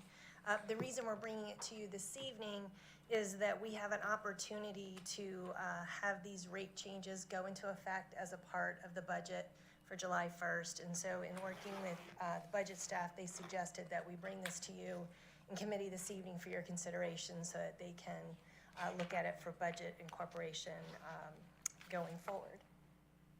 So we're going to talk about the East Alley and West Alley commercial solid waste fees. We have 2 locations for collection of garbage on East Alley. We have the East Alley compactor on the east side of the Canton Street, which is adjacent to the parking lot there that the city owns. And then on the west side, we have the West Alley dumpsters. That's 3 dumpsters. They are located at the end of what was the city parking lot adjacent to Gates City. The reason I mention that property, and I'm not entirely sure whose hands it sits in right now, I believe the city has moved it into the DDA's hands, and then it is moving into the developer hands, which are the folks that are building the West Alley Hotel at 37 Magnolia. As a part of that development, the city is going to be getting a compactor location to service those businesses there on the west side. So we want to talk about both of those service locations this evening. As a way of providing a little bit of history, in 2016, the city undertook a beautification effort for East Alley, which many of you I know are familiar with, where we took down the power poles back there, buried the power, put in some beautiful pavers that are providing some water quality improvement there in the Canton Street area, draining it ultimately into the Chattahoochee. And then at the same time, we piloted a compactor where we took, at any time there were 2 dumpsters out there, 3 dumpsters, we kind of moved back and forth on that, but to replace those with a compactor. And it was the first time the city was servicing a compactor location. So it was a bit of a pilot program for us. And in looking at that, what the businesses out there desired, and I think the city wanted to try, was a pay-as-you-throw approach to payment for the compactor. So in other words, based on how much garbage your business was generating, that's how we were going to generate bills for folks out there. So we began that system. We brought it online in 2018, 2019, and each of the businesses were given a swipe card, kind of similar to what we use here in City Hall, and that allowed their employees to access the compactor, and so each time they would throw away garbage, they would swipe, and we would get that data. And so there was a fixed fee associated with the charge, in other words, to have that compactor there, and some of the fixed charges associated with the installation. And then basically it was based on how often you used the compactor, which was nice because we have some folks down there that have some small business, some offices, that kind of thing. And then of course we have restaurants and bars and that kind of thing. So it was a way of tracking that. So we got some really good data for the first 18 months that we were in business down there. And then unfortunately, that system was probably just not up to the rough use it was getting. And we stopped getting data, and at the same time, we started to move into COVID in 2020. And so at that time, those businesses were shutting down and not using the compactor, and obviously they were looking for some relief from the city. And you know, we all did things kind of to the best of our ability, and we put out some discounted bills to all those folks out there during that period of time. And in 2021, we were able to install a new system to once again record that data as back to that pay-as-you-throw system. However, we had to install that on the man door, the actual man door to the enclosure, and they outsmarted us and figured out how to prop the door open, kind of similar to things we did in college, leaving the door propped open so our buddy could get into the dorm who, you know, no longer could find his access or her access and those kinds of things. So we have done our very, very best to work with the businesses down there to educate them. We've sent our environmental compliance officer out there. All of us here, Brian, myself, Nick, at the back of the room, he's our solid waste manager. You know, whenever we're around East Alley, we'll pull in and close the door and unprop it because we at least want to get a swipe or two in if we can before they tie it off again. And I've got some pictures later in this presentation to share with you.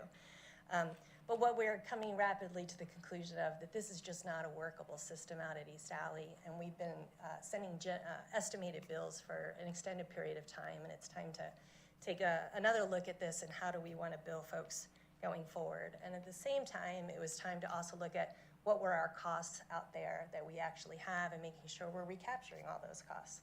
So that's the long introduction. Now we're going to look at some pictures. East Alley compactor, for those of you who didn't know what that was, that's our compactor there. You can see there's actually, and I love this picture, Nick, there's a pickup truck actually parked in front of the access to the compactor, which when our folks that come that pull that compactor out of there, they can't actually get that compactor out of there because somebody's decided to park a truck out there. So that's another little situation we're working on with PD and legal to take care of that issue too, because that creates some issues for us too. Next one, you see that we put some signage up there. We try to, we've got English and Spanish. Nick himself stakes out the compactor at times and talks to folks that come out to throw away their garbage, and we just haven't had real good luck getting compliance. This is a picture of what can happen at the end of a weekend. If things get a little out of line there and perhaps the door gets jammed or somebody decides it's too full and they start to just kind of leave the garbage right there. So what we end up doing, Nick's got some folks that kind of regularly, particularly on a Monday morning, will visit both of these installations and do some tidying up after a very busy weekend on Can Street.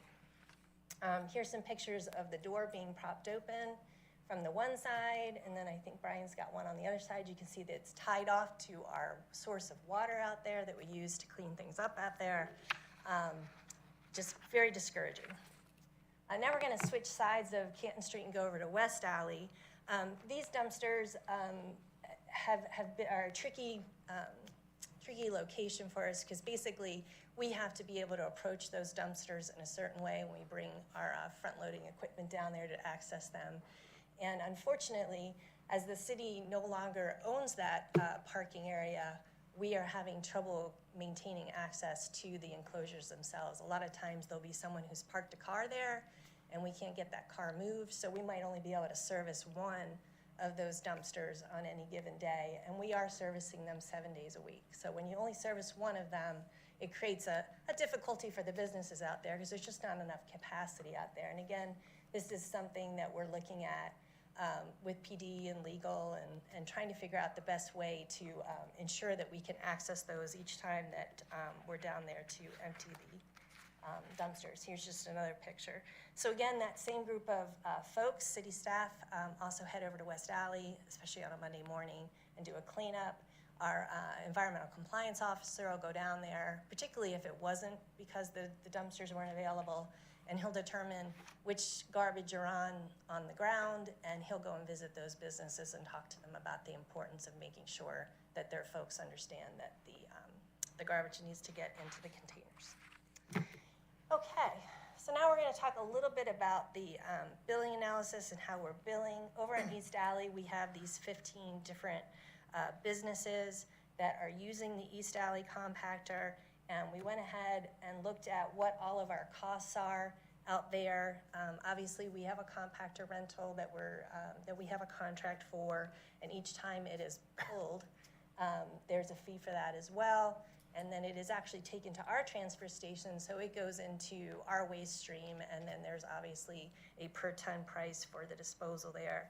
We have water and electricity, capital depreciation, obviously, and then we have that cleanup of the compactor, which is a cost that we really weren't capturing and passing through to our customers, which now we are attempting to do. And then naturally, there are some indirect costs of folks in finance and billing and so forth that all have a hand in making sure that this all happens. On the other side of the street, didn't really talk with you. I'm sorry, those are the numbers. This is the summary of the cost, the actual cost for the East Alley compactor. So all the items that Sharon just went over, this is the actual cost that we're seeing just for the east side. So about a little over $3,200 a month. Over on the west side, I just want to talk a little bit about how that's been handled. And this is something that historically has been looked at, the fair way to bill these folks on the west side. And so what it's basically, the way we've handled it is there's a cost to service those 3 dumpsters 7 days a week. That's a published cost, that's a established cost. And what we have been doing is establishing the percentage of use based on the businesses that are out there. So what ends up happening is when there's a change in a business out there where someone leaves and someone else comes in, a lot of times we'll get a phone call from one of the customers down there asking us, oh, is my bill going to go down because now so-and-so's in and I know they're a big garbage, they generate a fair bit of garbage, so I'd like my bill to go down. And frankly, it's a dynamic situation that really, I don't know that it's really appropriate for us to be keeping track of who's coming in and out and making a decision of who should get what bill in the way that we've been doing it there. So we're suggesting that we go ahead and apply this billing system to both sides of the street, especially knowing that before long, we're going to have a compactor on the west side as well. So that's what we are suggesting. So as we get into the details of this, I'm going to actually turn this over to Brian, because Brian did all the figuring on the analysis of this, and I want him to be able to present that. Thank you. Oh, it looks like Councilmember Hall has a question. Just while we're on the monthly costs, I think your indirect costs are very understated. I think they're at least double that, and I don't think you're considering direct costs, direct labor costs of Nick, the officers, the code compliance, and all those folks that are involved. So I just wanted to point that out. It's a good point. So to go back on that, so the cleanup of the compactor is based on 2 people going out once a week and doing the cleanup. So we do have those captured. The indirect costs, we have been working with finance, and because they were very active with budget and getting everything out, we actually do have a number in there of 9.1% right now that's covering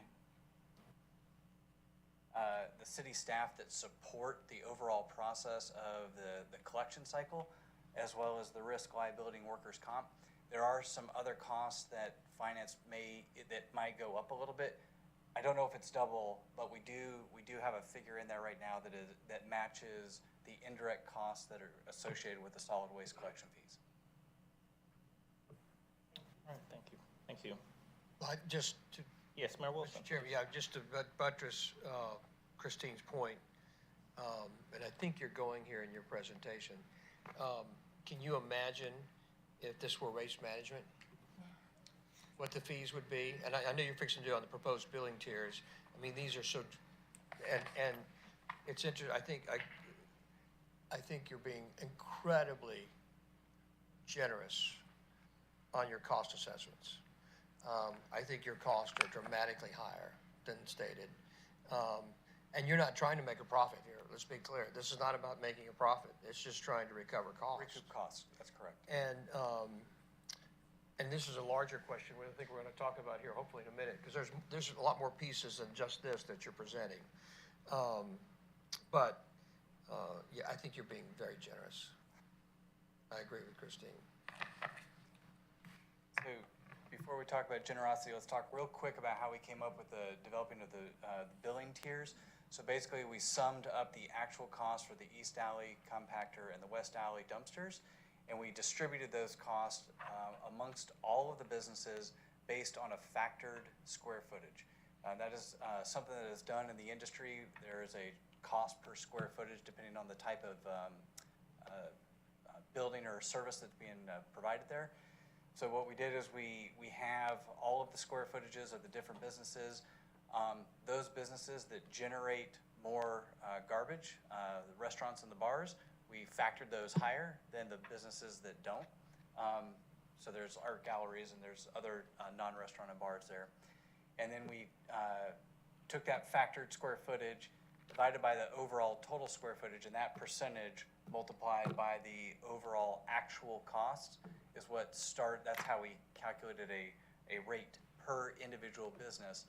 As opposed to having 27 different fees, we said, no, let's just average all of the like businesses. So let's average all of the non-restaurants, average all of the restaurants and bars, and we have one separate, which is an event facility, which is for the Roswell Historic Cottage. That, when they are in operation, they're not in operation 7 days a week, but when they are in operation, they generate equivalent refuse as a restaurant or a bar.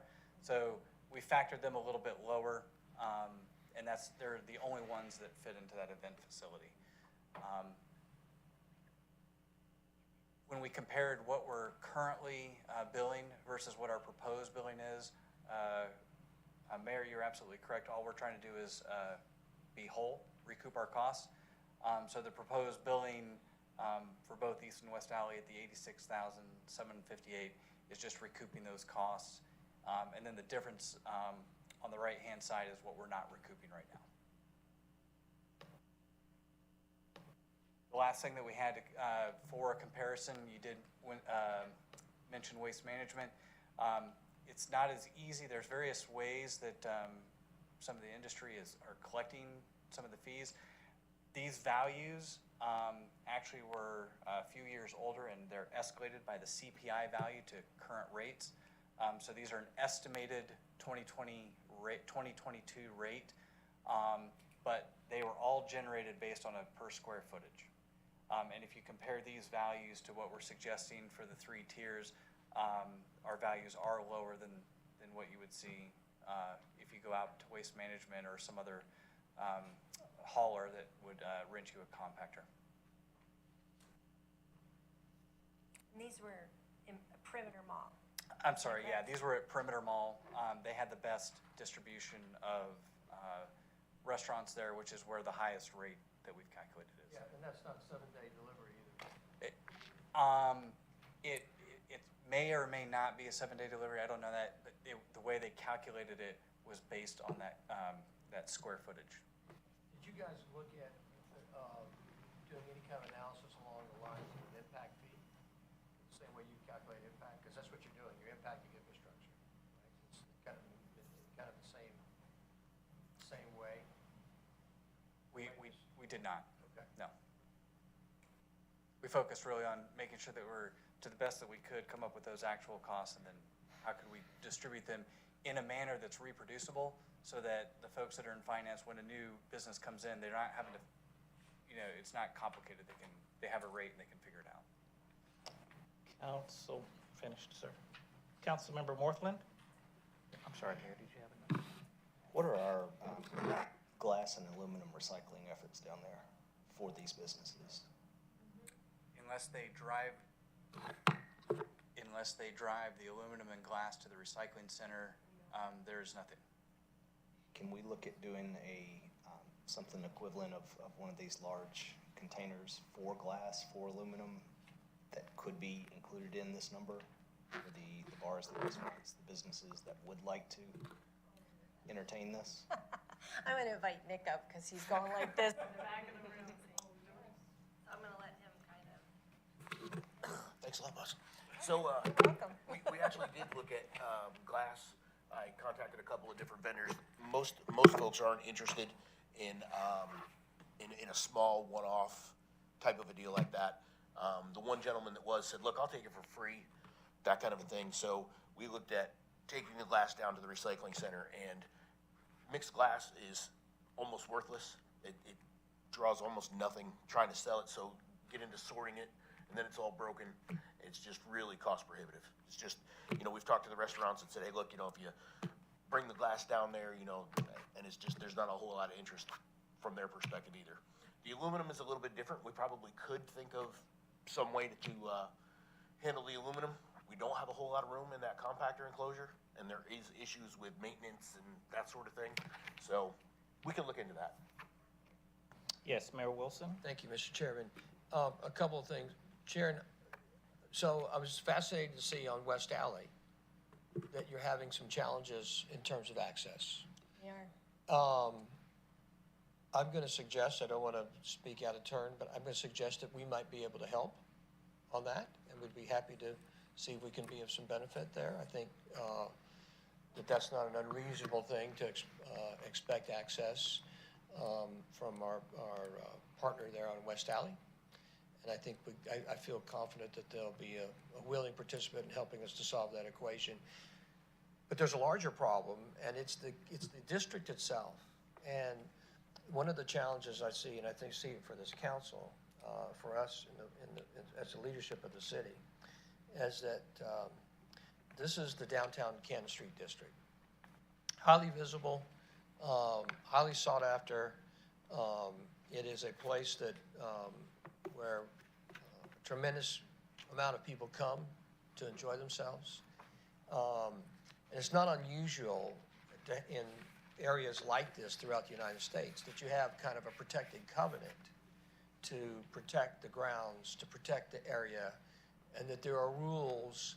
And I can say this as a small business person because I have to participate in certain rules just based upon the jurisdictions, is that you understand the rules of not only benefiting yourself, but of benefiting your fellow merchants and your community.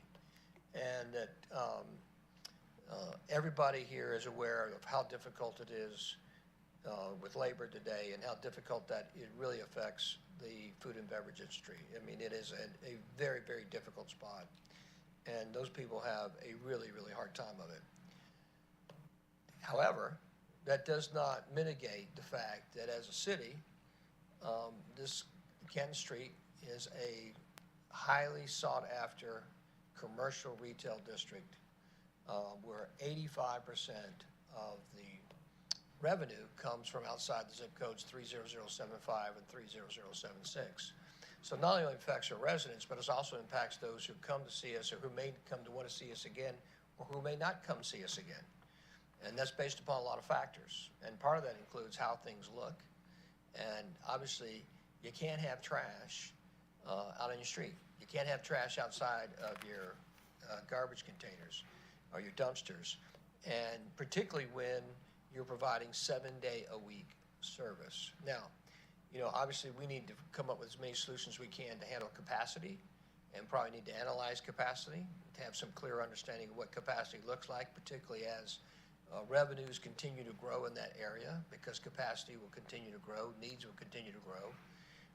And it may not be just a 7-day-a-week solution. It may be even, you know, it may be some days where there has to be 2-day-a-week, two pickups a day, which means, forgive me, Janet, sorry. Please, please, ma'am.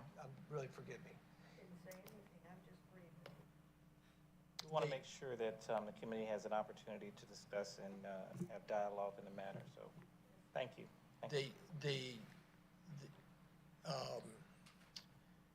So I think it's important as a city that we have kind of established rules that everybody lives by. And a significant one of that is you can't have your garbage hanging out.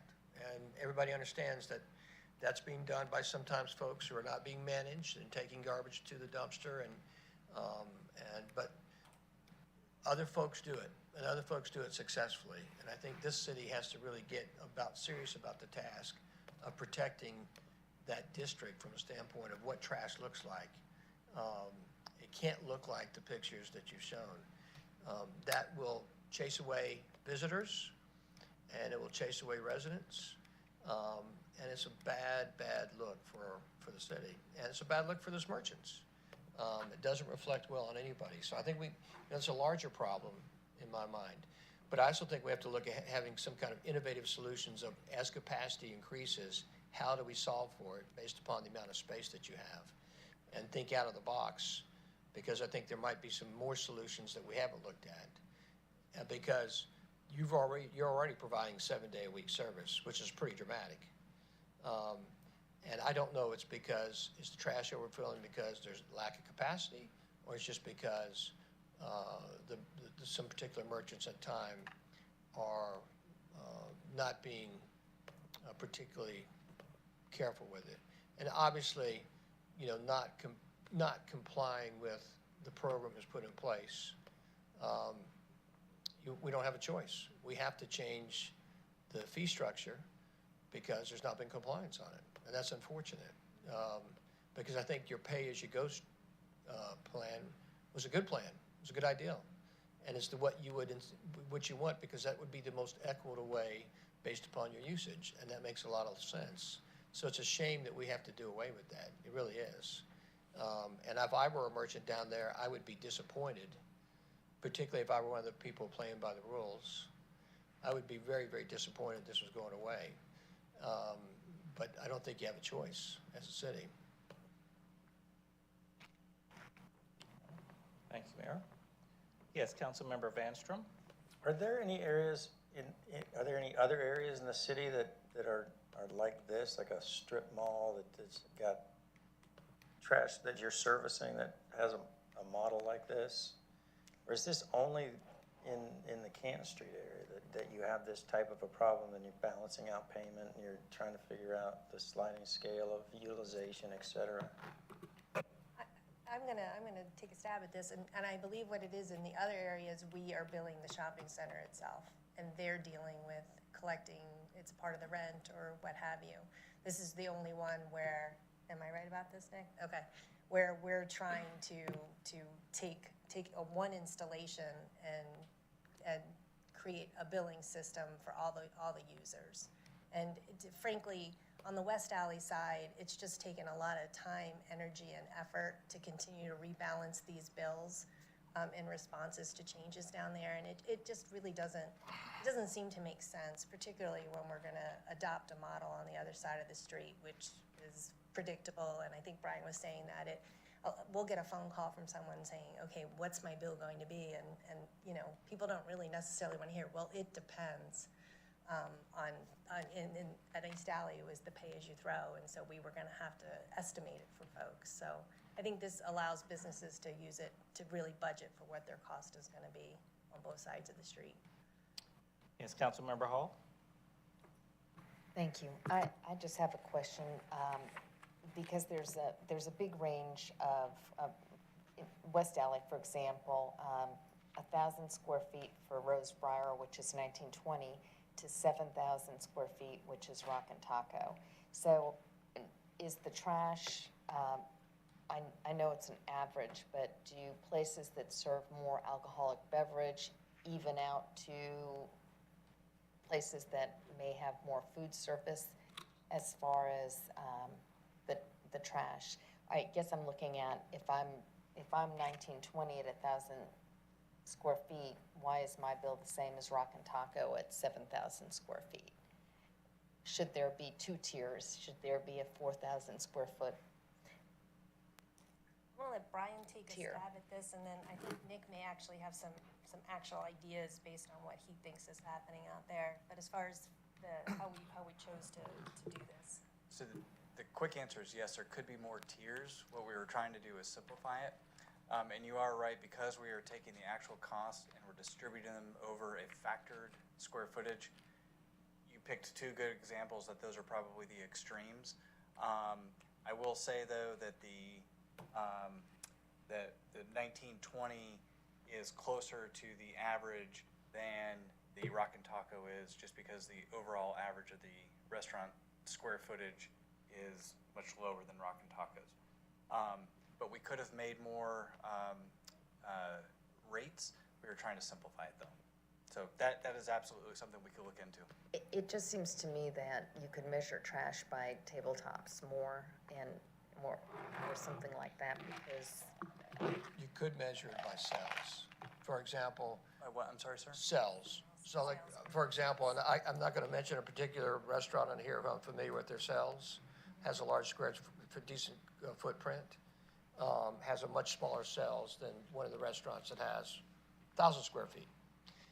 So the amount of trash that the 4,000 square foot restaurant is generating is dramatically less, my assumption, based upon the revenue structure, than the one that's doing than the one that's in 1,000 square feet. And I think Christine does bring up a good point.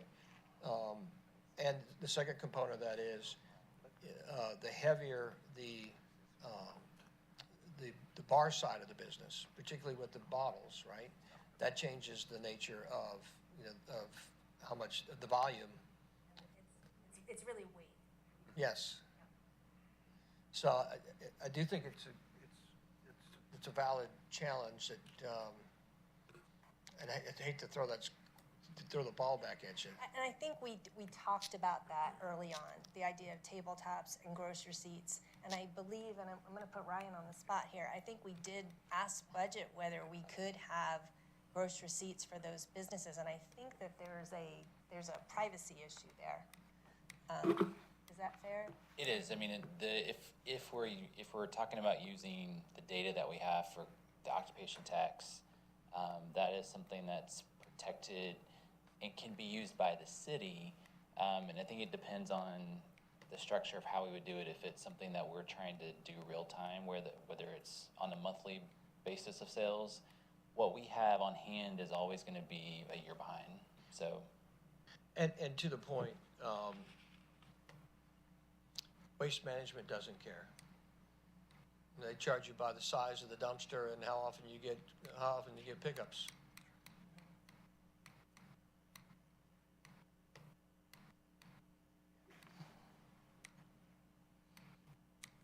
Sorry, just thinking out loud. Yeah, all right. Yes.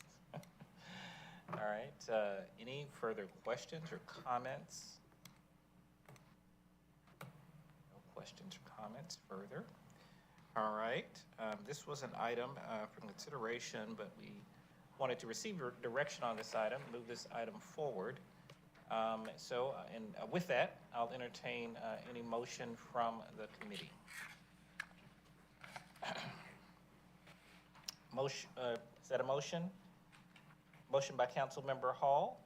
But I'd like to Question. clarify the motion. Yes, please. I'd like to move this forward, but I would like to have another, one more tier added for the food and beverage, the restaurant bar category. And I'd like you to bring something forward that maybe identifies more by volume. So if you're